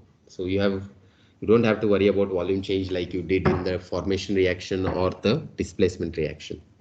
So I think there is generally less worry in here.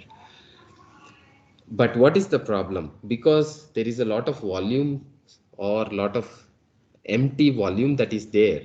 Usually what we end up having is host structure has extra weight to carry. So you generally have lower energy density. Like I said, for carbon it is 370, whereas for silicon it is 3700. Right? The energy density is low in carbon, high in silicon. So it is inherently the problem. So if you're talking about carbons, a lot of empty space is there per unit volume. So your lower energy density. But the good thing is volume change is small. So it's more practical as it stands today. It is more practical. All right. So this is typically, so I think lithium cobalt oxide 4 volts with respect to lithium, and carbon, if you take it, is 0.3 volts with respect to lithium. So this is 3.9 minus 0.3, roughly about 3.6 volt battery when you use these two, the cathode as lithium cobalt oxide and the anode as carbon. Okay. And carbons, so I won't go through a whole lot. I think I'll just mention this slide. So we have a lot of allotropes of carbon like diamond, graphite, C60, C70, single wall, double wall, or multi-wall carbon nanotubes and things like that, various structures. One of the most primary things of interest for us in batteries is this layered structure or the graphite. Okay, and so graphene is also there, I think, in this. So the most widely or commercially used anode is graphite as it stands today among all these materials. There is research on carbon nanotubes, graphene, other forms of carbon, but I think widely used is still the graphite. The reason being, let's go through this. So it's mainly because of the structure of graphite. So if you look at the structure of graphite, there is spacing between A plane and B plane, B plane and A plane. So this is how it's arranged. So the idea is lithium can easily go here and sit here.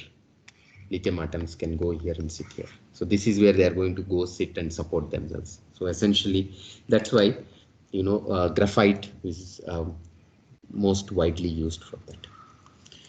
Okay, so these are all, I think. Okay, what are the challenges in carbons? It's still the limited capacity. We are not getting very high capacity. That is one challenge. Still, even though I said the volume changes are still low in graphite, it is still somewhat in the 10 to 20% range. It's not as high as 400% like silicon. It is 10-20% range. What does that do? That leads to poor performance at fast charge and discharge rate. And this is also not good at changes in temperature. Okay, those are some of the challenges with carbons. So another interesting material that I don't know if you have looked at the news, you might find it. So lithium titanate, Li4Ti5O12. So for example, graphite has this volume change. If you look at it, it has 12% volume change. LTO, as we call it, has 0.2%, very low. However, the problem is the voltage. Working voltage is 0.3, 0.1. In terms of graphite, it is 1.55 in LTO. So if you use lithium cobalt oxide as the cathode, 3.9 volts, and 1.55 volts lithium titanate as the anode, your overall potential will be only 2.35 volts, right? Yes. So you can see that, whereas with carbon it was 3.6 volts. So there is a because the working voltage is higher, the voltage comes down. And the capacity also, because LTO has lithium, titanium and oxygen, much more heavier compounds than carbon, the theoretical capacity is also lower than carbons. But the best thing is the volume change is very low. So this is a typical structure of lithium titanate. So the idea here is that if you go back here, there are a lot of spaces here. There are a lot of spaces that exist in lithium titanate. The structure gives us a lot of space. So lithium can go sit there. So lithium can be accommodated. If you look at this picture, lithium is here, here, here. A lot of these inner voids, lithium is present. So the advantage is that, if you look at that, it supports good capacity, it supports fast charge and discharge rate, it can have a long and stable life, the efficiency is very high. LTO is a safe and environmentally friendly material also. Titanium oxide is used in a lot of your beauty compounds and sometimes in food as well. So it's something that you can eat and not worry about any consequence. So it's a safe and environmentally healthy. So that's why this is very interesting, and I won't go through this, but it has shown very good capacities over a period of the time. See, like I was talking about a flat voltage profile, right? Initially, when I introduced, voltage profiles, you see this is as flat as it gets. So it's very convenient to use LTO as an anode material, even though it has lower capacity, lower voltage, and things like that. All right. So where is it used? So it's LTO has been used for several applications. Actually, it's a good. It has good use in commercial setting. So electric buses, Proterra buses, some of the batteries technology from Toshiba uses this. Some of the stationary storage, this is a company which makes stationary batteries that uses lithium titanate. So there's a good amount of lithium titanate used in the commercial purposes, or used for commercial purposes. So what is the way to go forward? I think the best way to go forward is to come up with hybrid materials. Like I said, carbons have double the capacity of titania, but they have their own problems of slight volume expansion. Whereas titania has good stability, but the capacity is lower. So what you can do, you can combine. The idea is combining these two, what you call a hybrid material. If you can combine both, you can get the good capacity from carbon and the stability from titania. That's the idea here. So the way to go forward, if you are looking at doing research in that area for silicon, also trying to make a hybrid material, will be very useful, very helpful, or it will help get the high capacity as well as stability required. So I think hybrid materials is the way to go forward to extract the benefits of each different type of material. Okay, so what I will do, lithium metal is another. Somebody had a question about lithium metal yesterday, right? So lithium metal can be used as an anode. In fact, yes, you can use it as an anode itself without going to carbon or others. You can use it. It has all good properties. It has high capacity, it has good energy density, it is highly conducting because it's a metal and all that, right? You don't have to change anything. You just have to put lithium, press lithium or lithium powder, and you can make it very easy to fabricate also. But the challenge is that although it has immensely good properties, so the challenge is that when you use lithium, there is a dendrite growth, and when you have a dendrite growth, it can short the battery. So I think yesterday someone had a question on why can't we prevent shorting in the battery, whereas it can prevent the shorting when you're using it in other applications, metal shorting. See, the one of the two main reasons. One, safety is a big challenge, so people don't want to take a chance with safety here, because it will the moment it short circuits, it can lead to gas generation, and it can lead to, once the gas generation happens, the bursting of the laptop or bursting of the battery can happen. So it is a realistic safety challenge, so people don't want to take chances. Second thing is that here the electrodes are so close to each other. So the way you pack these electrodes, they're cathode, anode. The only thing preventing any touching between the cathode and anode is the separator. So they are literally or against each other. So even if there is a small growth of 1 micron kind of growth of lithium, it will short the battery. So it is not the case in other applications. So I think the dendrite growth is not a problem in some of the other applications as long as it's very small. In the batteries case, the problem is that they are so close that even a small dendrite growth can lead to short circuit. So one main reason why lithium. So there's some research now that is happening in the lithium um, metal, in the use of lithium metal as anode. Some of research where they are trying to apply high pressure. Because of the high pressure, they say that the lithium dendrite are not grown. Because of the high pressure, I think the whatever dendrite is trying to grow is broken as soon as it grows a little bit out of that surface because of high pressure. So there are some studies now working on high pressure, putting high pressure or inducing high pressure on these lithium anodes, lithium metal based anodes, to see if that can improve the safety and prevent dendrite growth. So there is some research, yes, going on in that area. So that is also a good problem to solve. If somebody wants to get into the lithium-ion batteries space, I think if you are able to solve this problem of using a lithium metal as the anode, that's the best. We can get away from all the other materials as long as you can prevent the dendrite growth. So just to summarize what we have learned in anodes, you want a high lithium capability, insertion capability, good efficiency, good cyclability, low reactivity, low cost and environmentally friendly. Commercial anodes are now graphite and lithium titanate are mainly used. Some amorphous tin oxide materials are also used by Sony. Okay, so that's about cathodes, the anodes. So we'll quickly look at the cathodes. So I'll try to keep it to another 5-10 minutes and then we'll have the Q&A session. So cathodes, so what are we looking for in cathodes? Again, so cathodes, we want high voltage with respect to lithium.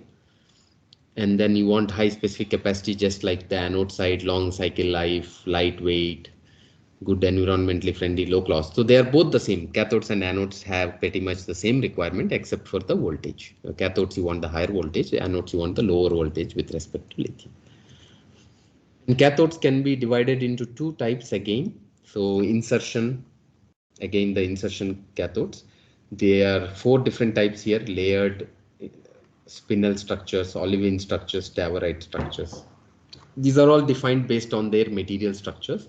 And layered structures, so like I said, lithium cobalt oxide was used for 20 years. Okay, has been used for 20 years. And then after that, these things picked up now. Lithium iron phosphate, NMC is nickel manganese cobalt oxide, NCA is nickel cobalt aluminum oxide. So people call it by NCA. This is referred to as NMC. This is nickel cobalt aluminum nickel manganese cobalt. Okay, and lithium iron phosphate LFP also exists. All right, so that is the different types of. So these are all the whatever I've listed here. All the materials that are been researched heavily, and some of them are commercially available, are commercially used. Okay. Okay, so these are the things I convert. So layered compounds, as the name suggests, they have layers. So this is, they have these nice layers where lithium can go sit. Okay. So lithium can go sit. This is lithium cobalt oxide. We talked about. This was introduced by, one of the Nobel Prize winners, Professor John Goodenough, in about 30-40 years ago. So lithium can sit here. So that's the advantage. Lithium can easily go and come out. It's the first commercial cathode. The benefits are it has good theoretical capacity, one of the highest on the cathode side. The volumetric capacity is also high. Low self-discharge, high voltage discharge, good cycling performance, all these benefits. But what is the problem? So why have we are looking at new materials? So one, high cost of cobalt, so it makes it a very expensive. Second, the stability is low. Okay, so if the battery gets heated up when you are charging it, discharging it, for example, if you use this outside in India when there is at 50 degrees centigrade sun, there is heat generation that can happen, in the batteries. So that can lead to runaway reactions, which can actually lead to flames. So I don't know if you have, there is this incident in 2013 where all the Boeing planes were landed, were not used, were trying to replace their battery systems. Those battery systems, lithium-ion batteries, those were lithium-ion batteries which had lithium cobalt oxide, and I think that was one of the reasons. That was one of the things people were investigating, and one of the things that people had in mind that it might be the reason which is causing these problems. Okay, so that's stability is low, so that's the problem. So that's why we are moving into other compounds. So I won't talk about many things.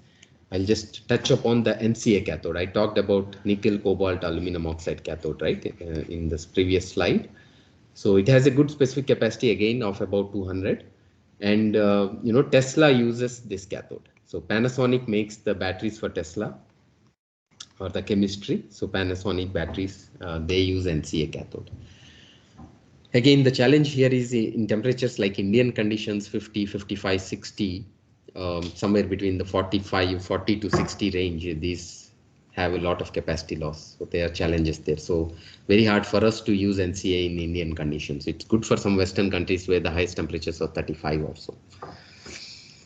And another material that picked up, people are studying, it has not been commercialized. Some commercial, very basic, I think startups are there which are using the NMC cathode, which is nickel manganese cobalt oxide. It also has a good high capacity, 230 degrees centigrade. In comparison to NCA that I've shown before, this has more stability at higher temperatures. So up to 50 degrees centigrade, it is stable. But long cycling, like thousands of cycles, it still has stability issues. Okay, so that is the problem there. So NMC cathode has that problem. Okay, so I won't go much into this structure. So this is another structure I will just touch upon. So here we have lithium PF6. This is another commercially used cathode, and this is the cathode that a lot of Indian companies are looking at, because this is much more safe. And it also is safe in the sense it is much more safe in high temperature conditions. So that's why people are looking at this as one of the best alternatives in Indian conditions. So this is the structure. So you can see lithium again can sit in these spaces. So there's a lot of space for lithium to go and come out. So it's actually good for lithium. So, but the problem with LFP, lithium iron phosphate, is it's not highly conductive. So you have to add carbon to it to make it conductive, and all those things. So the potential is low. It is, with the batteries made with this are only about 3.5 volts, roughly around that range. Whereas with the lithium cobalt oxide, you can go more than 4 volts. Here it is less than 3.5 volts. They have low electrical ionic conductivity, so carbon coating is required, and things like doping is required to make them better. Okay, so there are challenges, but people are working with those challenges to kind of overcome them. These are called olivine compounds, and I think we'll skip that. If you look at different insertion compounds, so we have talked about several, right? So if you look at NMC,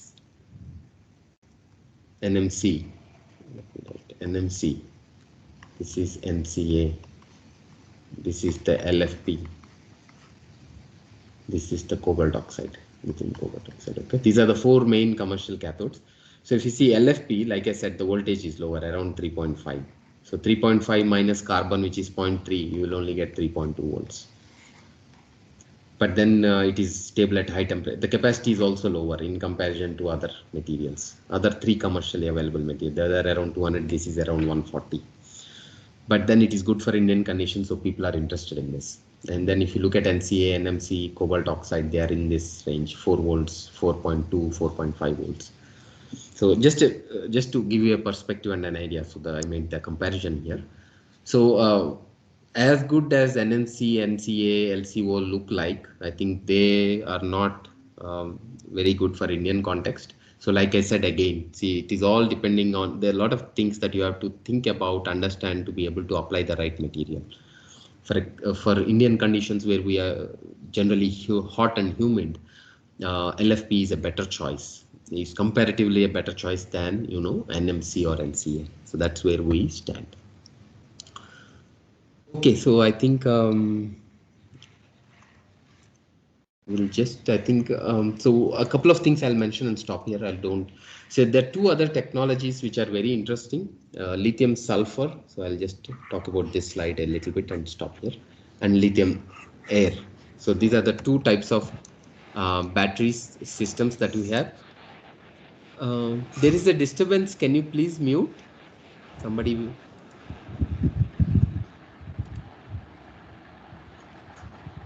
Okay, so if you look at lithium sulfur, the reactions here are typically lithium plus sulfur.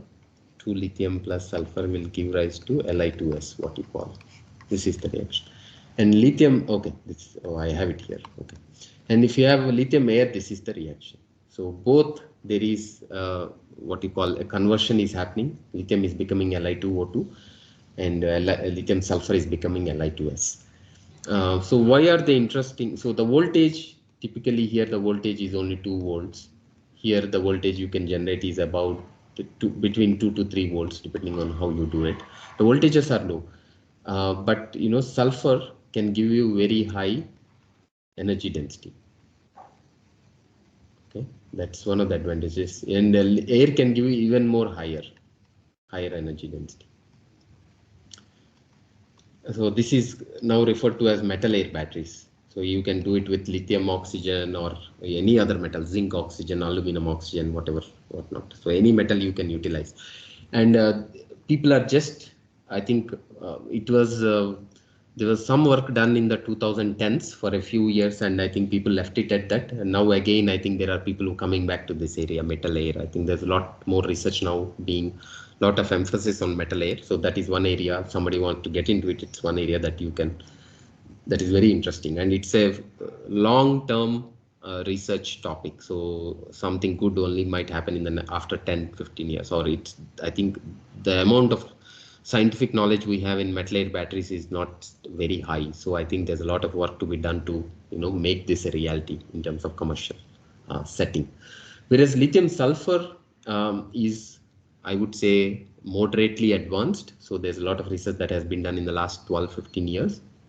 And there are 4 or so companies that startup companies that are trying to make commercial lithium sulfur batteries. But again, one of the challenges with lithium sulfur is very corrosive. If you're using pure sulfur for any application, see, in diesel, I don't know, when you are extracting, I don't know if I talked about on that first day, but you know, when you're talking about diesel, you are trying to remove sulfur. You talk about desulfurization of sulfur, right? Or desulfurization of diesel, I mean. So you're trying to remove sulfur from the diesel so that that sulfur will not come into your engines and corrode your systems. So the main reason is that sulfur can actually go into any metal system like steel, iron, anything. It can diffuse inside, and you know, over a period of time it will corrode it and damage it. So one of the challenges with lithium sulfur batteries is the same. If you put sulfur in large quantities in a battery, what will happen to all the other parts in the battery, like whatever container you are using and all that? So that's the challenge in lithium sulfur. That's where people are, companies are working and trying to solve. Okay, so these are two very interesting technologies. So I will stop here in the interest of time, and I will take some questions that you may have.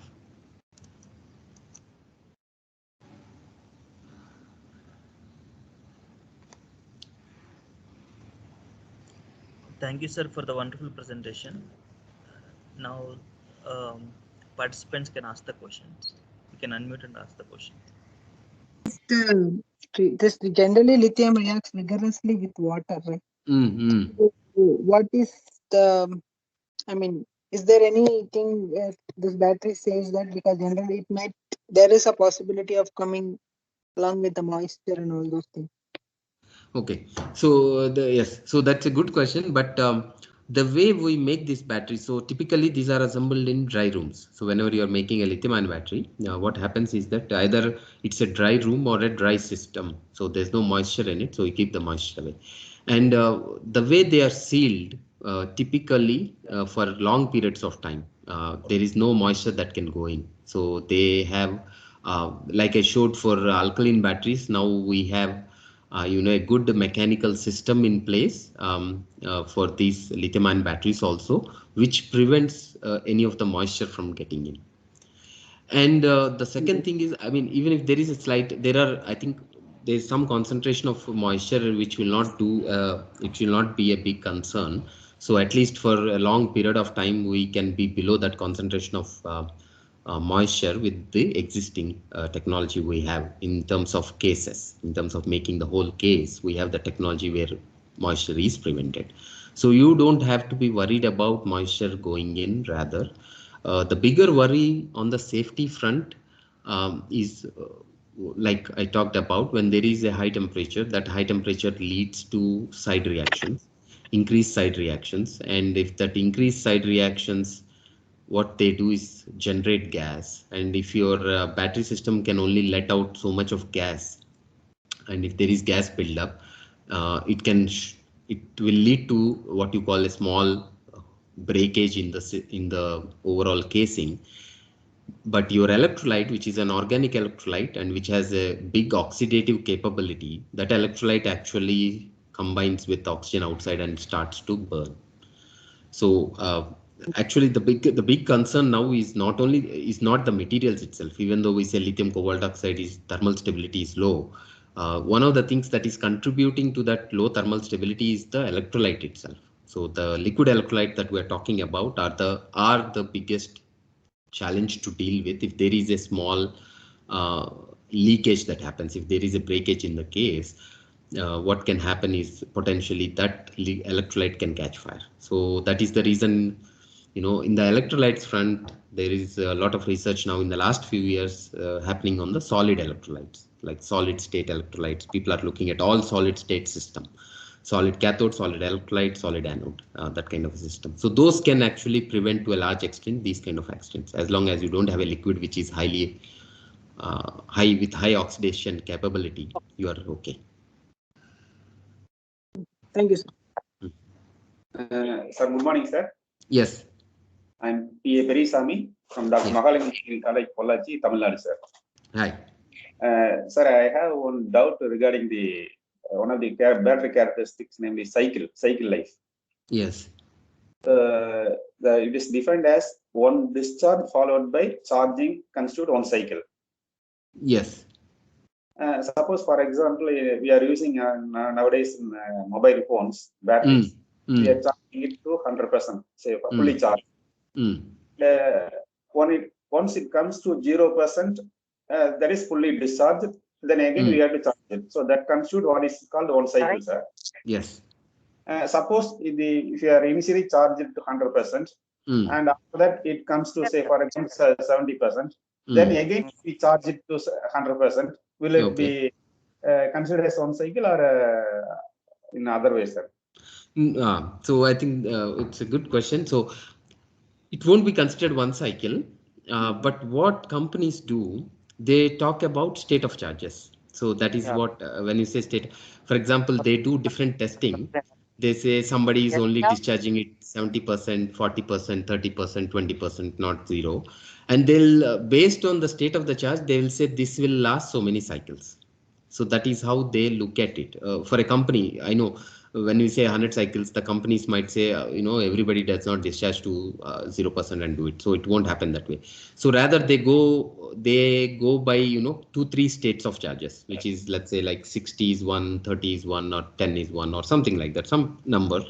And they'll say at this state of charge, it will function for 2 years. At this state of charge, it will function for 2.2 years. So at this state of charge, maybe 2.4.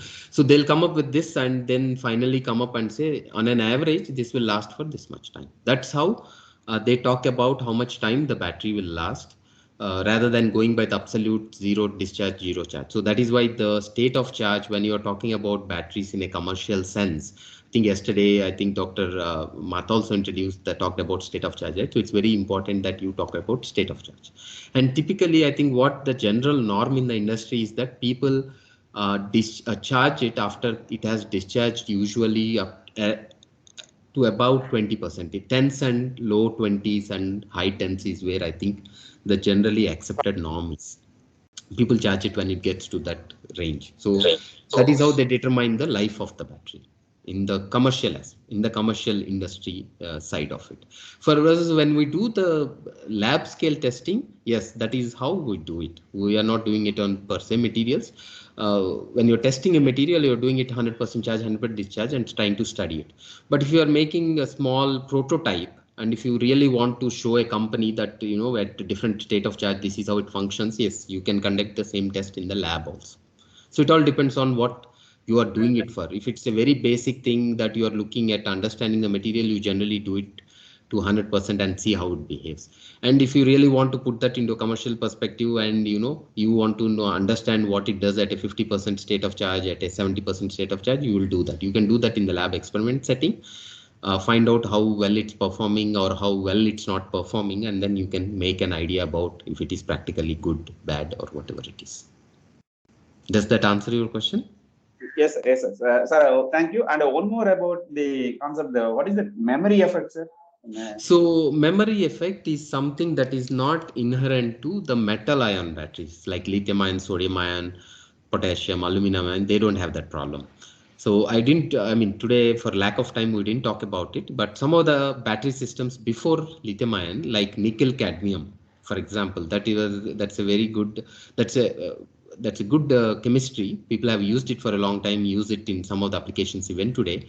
It has what you call a memory effect. So in a simple term, what memory effect means is that, for example, the nickel cadmium battery, if you keep discharging it to only 80% all the time, not 100%, let's say, or 70%, for example, you only discharge it to 70, charge it, 70, charge it, 70, charge it. That's your habit, for example.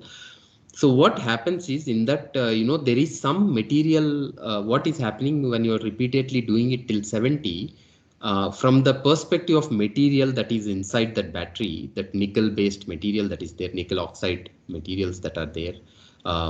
So that material, the particle size, if you start with a particle size of 1 micrometer, in that, when you made the battery fresh, you know, the particle size keeps growing, and if you're discharging it to 70 versus 100, the particle size keeps growing. So if you go to 100% discharge, the particle size is the same, but if you go to only 70% and charge it, 70% charge it, the particles start to grow. So when they grow, what happens is that they become bigger. Then it is harder for you for the nickel to go into, you know, undergo the reaction. So what essentially happens is that after you discharge it for 70% for, let's say, some period of time, for a couple of months, 2-3 months, then the battery particle size has changed. So now your 70% that you are discharging it has now become your new 100%. So it cannot go beyond that. Because the particles have grown in size. So what you can do, what people do in that nickel cadmium chemistry, if you do something like that for 2 months, they do what you call a de-memory effect, or whatever you call. So what they do is they pulse that material at high potential so that the particles break into smaller particles. So you can try to deep discharge it, go beyond the 0%. You try to keep discharging it even after 0, you keep discharging it. What it can do is sometimes help in breaking the particles to smaller particles, and it will get back to the 100% capacity. But what memory effect essentially means, you are changing the particle sizes in some of these chemistries, which makes that battery now think of that new 70% as the 100%. So that is what you call that 30% lost is called as the memory effect. It is only pertaining to some of the battery systems like nickel cadmium and others, whereas it's not there in lithium ion or, you know, any metal ion batteries. So that's one of the advantages of lithium ion. You don't have any memory effect because there's nothing like those type of reactions happening. Even if you charge it to, see, there's no such reactions happening here, even if you charge it to 20%, 30%, 50 or 100%. So I think you don't have that problem in this. Okay. Thanks, sir. Thank you. Okay. Okay. Sir? Yes. Sir, what about this any lithium-based complexes? For example, the lithium has got sensitivity to this kind of brown ethers kind of thing. So, what if you use the lithium in this medium? So, will it improve the performance of this battery? So it all depends. See, whenever you talk about any metal ion battery, I think a simple way to think about it is everything has to fall in place. Yes, see, from the context of lithium conduction in the electrolyte, yes, it might be improved. But the challenge could be if lithium binds much more strongly to some of these ethers than the electrolytes that we're using now, it's very hard to detach the lithium also. So it all depends on the conditions. What I mean to say is you have to look at various different things to kind of come to the right conclusion. So yes, it may, in terms of conductivity, it may improve. So lithium can go transport between the cathode and anode much faster than what you already have. But you also have to look at the other side of it, which is probably the lithium binding to the electrolytes. So the lithium is bound much more strongly, or the coordination number is much higher. Then there is a problem, right? On the cathode, on cathode or the anode side, when lithium wants to diffuse inside, it has to shed all this coordination number of other atoms and then go inside. So that can also serve as a detrimental thing. So it is not, I mean, it's not a straightforward answer to it. It is, you have to look at the complete system and say, okay, these things are improved, these things are going bad. But you can do a trade-off. Okay, one thing is improved so significantly versus one thing that has not that has decreased. You can say the improvement is so much more that we can live with that uh, property that has decreased and still make good batteries. So yes, you go ahead with it. So you look at these multiple aspects, then you see how much of an advantage you are getting, overall advantage you are getting, and then you can go ahead. Yes, you may use it, provided it is better in every sense that we want to look at. And one more thing, sir, whatever the lithium-based ion thing you said, there is like the organic compounds are used only as electrolyte, not as anode. Yes. Because of their stability, sir. Yes, so if you go to polymers, let's say any organic compound, one, conductivities are not easy.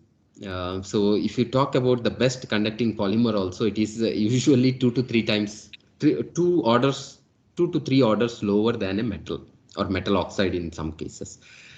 So that's one challenge. Generally, when you talk about any metal ion batteries and polymers as a cathode or an anode, see, electrolyte, we are not that worried because it's not, it is still, you can use a polymer electrolyte, still get good enough diffusion properties or good enough electronic or ionic conductivities. I mean, good enough ionic conductivities as well as, in the electrolyte. Whenever you're talking about the solid materials, you need an electrolyte, electron or ion conductivity plus electron conductivity also. What is the problem when you're using it as a cathode or an anode is the electronic conductivity or the electron conductivity. So that takes a big hit. It's 3 orders of magnitude lower. Then you can imagine how much carbon we have to put or some conductant material you have to add to the polymer to make it equal to some of the other materials that we study, inorganic materials that we are studying. So that's one challenge. The second challenge is the polymer oxidation or reduction. Those things are not as well understood in the sense that it's not as straightforward. For example, if you put a lithium ion, you can say at this potential lithium goes to lithium plus very easily, and it usually holds very true. In polymers, I think there are some of the effects creep in. So there is multi-electron exchange that happens. Usually you don't find polymers with only one electron exchange. It's not easy because there are a lot more components to it. Usually there are 2-3 electrons that are being generated when you are trying to look at reactions with polymers. So that becomes a challenge. So those are other complexities. One, conductivity is a problem. Second, the material, because it is a multi-electron reaction, I think you don't know how, I mean, it becomes challenging to operate in one electron regime. That's the challenge. The material stability, yes, it could also potentially be challenging because I mean, material stability may not be as bad, but diffusion of lithium. Typically polymers have a very tortuous structures, right? So how do we are talking about very ordered structure. Also we are saying lithium diffusion is a challenge. In 1 micron silicon, lithium diffusion is a challenge where it's a very ordered structure. And when you go to polymers, it's a very tortuous path. So for lithium to go from point 1 to point 2, the amount of distance it has to travel might be significantly higher than what happens in a inorganic material, which has only one shape and a crystal structure very well defined. So those are some of the things that make it very challenging for polymer materials to be used as cathodes or anodes. But electrolyte, they are fine, because all we are looking for is ionic conductivity and not electronic conductivity, and it has enough ionic conductivity for lithium-ion transport. But when you're talking about cathodes, yes, or anodes, yes, that these are the challenges. And if you ask me, I think it's the properties are so highly challenging. That's one reason why people haven't explored enough. So I think it's, I don't know, it looks like a arduous task to make polymers work. Got it. So, I don't know whether this question is relevant or not. See, when you talk about conductivity of ions and all those things, so this electrochemistry should be used to find the mobility also, isn't it? Yes. So mobility, yes. So we can use chemistry techniques to find out mobilities and things like that. So what is your question? So I want to know whether can we determine the mobility like through this electrochemistry. For example, since you talked about ionic conductivity, I think it must be AC. So mostly impedance should give a idea of ionic conductivity. So using that, can we have determine the mobility of my material? Yes, you can. So your diffusion constants, all these things can give you some idea about the mobility. Yes. So in simple, a simple answer is yes. But the techniques.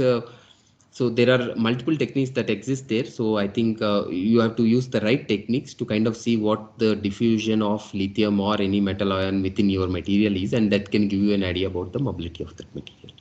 So yes, electrochemistry should tell you that. Will be able to tell you that, provided you do the right measurements. Got it. Thank you. Sir, one question, sir. Yes. Sir, what's the difference between ampere hour and ampere per hour? Because it's not confusion over here. Ampere hour and ampere? Per hour. Ampere per hour. So what does ampere per hour mean? See, ampere per hour, I don't see. When we do that constant current testing, what you are saying is you are looking at how, see, the voltage in a material is a thermodynamic quantity. The current is a kinetic quantity. So you are keeping the kinetics constant, you are giving it constant current. So you are keeping the kinetics constant, and you are saying how you are studying the thermodynamic change in the material, or how material changes in terms of voltage over a period of time. That is, generally period of time is in relation to the voltage going from a specific value to a specific value. So then the constant current times the constant current times the time that you are using will give you the specific capacity. So you are saying that essentially if you give this kind of current to it, the battery, the material will keep, or is usually at that potential. There is an average potential, even if it is going from 2 to 1, the average potential, let's say, is 1.5. So what we are saying is at 1.5, it stays for 1 hour. If it is, let's say, lasting for 1 hour, we are saying that for 1 hour, that material keeps the potential at 1.5. That is the understanding you are getting from when you say milliamp hour. So if you give a constant current, whatever that current is, so the time the voltage keeps to that specific time, whatever time that it can keep the voltage constant at, is what you are referring to when you say milliamp hour or ampere hour. See, ampere per hour is that is current per hour. So that does not give you any idea about what the capacity is. That's what I'm trying to say. So ampere hour gives you the idea because you know the potential. The average potential is 1.5. The current is 5 milliamperes for 1 hour. Yes. So now you know the conditions. So from that you can calculate the power also. Does that make sense to your question?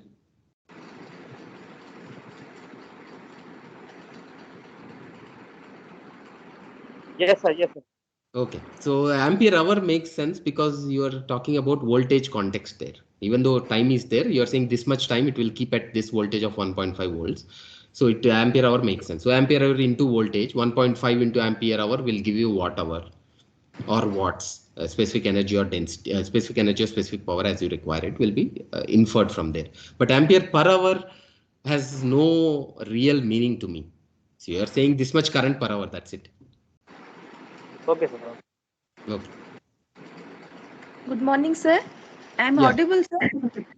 Yes, yes, you are.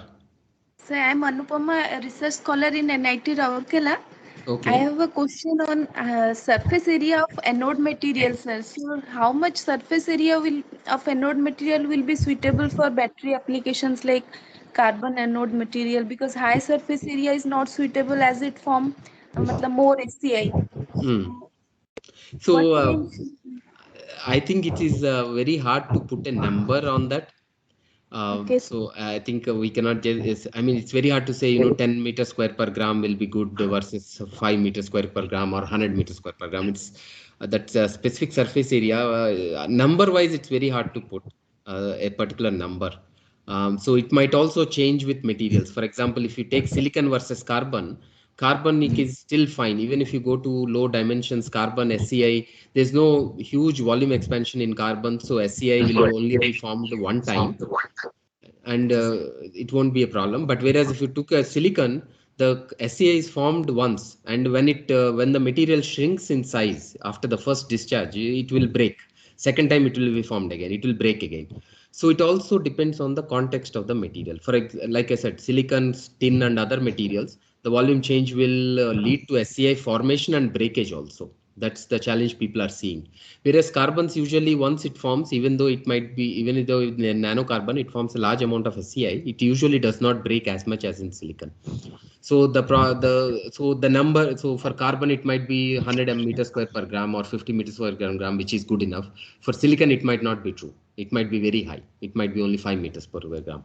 So that's, I think it all depends on the material system also. It's hard to put a number and say this is what we are looking at.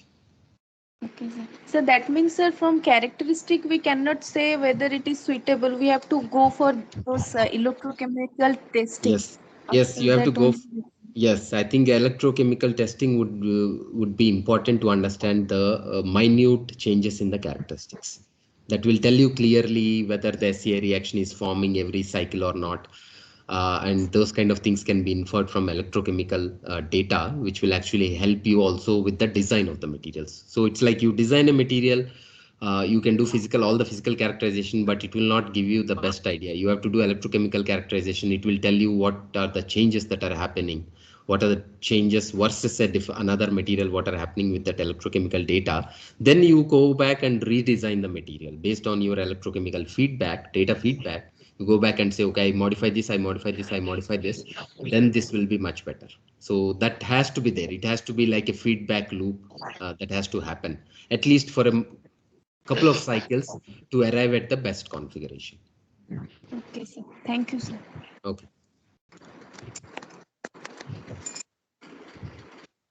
Okay. Any further questions? What is the way forward for India into the 21st century on battery technology? Yeah, go on. Please finish your question. Because lithium-ion battery, apart from this, any other batteries, what are the research, advanced technology and advanced research is going on in various IITs and NITs, because implementation is the key challenge. And there's some opportunities and challenges. What are the challenges we are facing, and how can you implement? What are the way forward? Okay. So I think it's a very relevant question. I think in the context of making this commercial. So from my understanding, so what is happening is that for lithium-ion batteries, I think there is uh, it's a big scale negotiations that are happening. For example, Tata Chemicals is in talks with Bolivia as well as South American countries as well as African countries for things like cobalt, things like lithium and other things. So there's a big, I showed you, right? The lithium availability is quite high. The production is quite low. It's 1,000 times lower than what is available. So we still have a long way to go. So in that context, what is happening at a country level is that I think there are multiple entities, private as well as government entities, that are actually trying to forge some relationships for the next, let's say, 3-5 years time frame to get some of these materials to get some contracts executed so that they can import these materials as it stands today. So it is still very much a possibility, or it is still truly a possibility, that we'll be able to make batteries in India, even though some of those are imported materials. So it might be slightly higher than what you get out elsewhere. But when you have large scale contract negotiations that happen, the price can easily come down. So there's no problem with that. So any case, so I think there is large scale negotiations that are taken up by big companies, as well as I think government is also part of that to some extent, where you're trying to secure some contracts with countries like Bolivia, Chile, Peru, some some African countries also, some mid-African countries where there is a lot of these cobalt and others available. So that is being done. Policy-wise, yes, those things are being done. So research-wise, where we stand in India is still, I think, the companies as they stand today are still, buying some of these materials and technology from elsewhere and trying to make it. But there are few companies which are actually working towards it. So I'm a part of, I work with a couple of companies who are actually developing electrolytes, developing materials themselves to kind of make their own materials, make their own electrolytes, and go the lithium-ion battery direction. So I think bigger companies need to do that.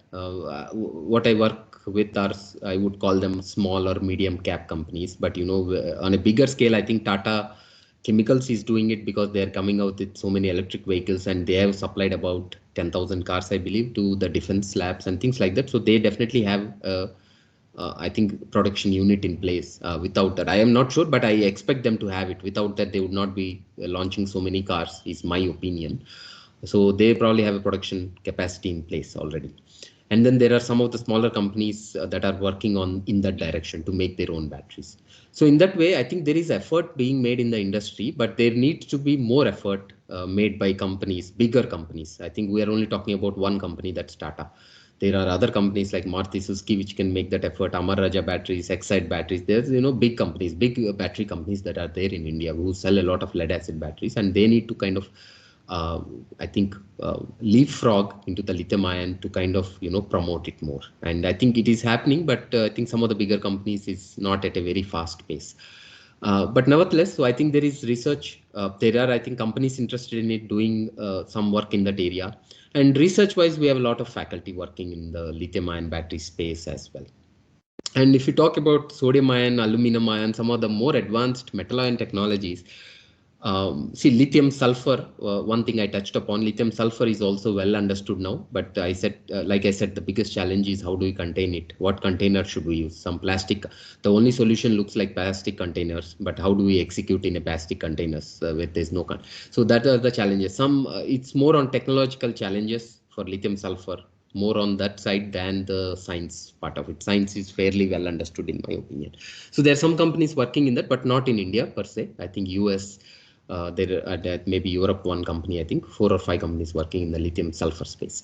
But beyond that, sodium ion, specifically solid sodium ion, solid aluminum ion, or others, even magnesium ion. I think Toyota worked on magnesium ion for now, I think initially for 10 years, and I think they are not working on it anymore for the last 4 or 5 years. Toyota was very much into magnesium ion for about 10 years, but then they realized there are a lot of challenges. So others like sodium, aluminum, magnesium, etc., are all still in the lab scale. I think there's a lot more effort that has to be put by some of the faculty in trying to study them, understand them before somebody like a startup will trying to look at them. It's not as developed as lithium ion or lithium sulfur as it stands today. So for India going forward, if you ask me, I think lithium ion, I think making every effort to kind of do what we can with what we have. What we can do, we can work on. I've been emphasizing on working on silicon, right? So silicon is one thing we can work on. The whole world is working on it. So if a faculty is interested, we can still work on silicon as an anode material. Try to make it work with all the volume changes and challenges that are there with silicon. So that's one thing we could do. The second thing is, battery configurations. So there's a lot of the battery configurations are pretty much standardized in India for the in the world for the last 30 years. So we are looking at one aspect of it and trying to see if we make the batteries a different way, is it better? So that is technologically those contributions can be done, for India. And availability, so we can work on sodium ion, because definitely sodium is more available in India as it stands today than lithium. So sodium ion could be something that we could put our effort in. And the other thing we could do some geological exploration for lithium ion. See, lithium actually comes a lot from the sea beds or ocean beds. So if you look at lithium, land also it is there. Apart from land, you can see a lot in the brine solutions, which is sea beds and sea water solutions or ocean water solutions. So one of the aspects that has been missing so far is any exploration for lithium. So I think that has to come from the government side or the policy side, in saying that we have to go deep dive into the ocean. So, but a good thing is, I don't know, I have a feeling it is, I don't have an exact idea, but it looks like India has started. I think India has given a go for some deep sea exploration, deep ocean exploration only a month or 2 months ago. They are going to do with some budget of few hundred crores or something. Deep sea exploration is being looked at. So my intuition tells me that it is probably for something like lithium also. It includes biological aspects. Plus, I have a feeling the government is going ahead with that to explore for lithium if they can possibly find deposits of lithium. So one of the best sources of lithium is brine or sea or oceans. So I think that's where we have to look at to be able to see and extract some lithium out. So I think that policy has come into place. So I hope in the next year or two we will be able to find some deposits of lithium we can work with and go forward from there without depending on other countries. Thank you, sir. Great explanation. Great insights. Yes. Thank you, Praveen. Thank you all for your excellent, Praveen, for your patience for giving such long talk and beautiful demonstration of what is present situation and what is the way forward. In fact,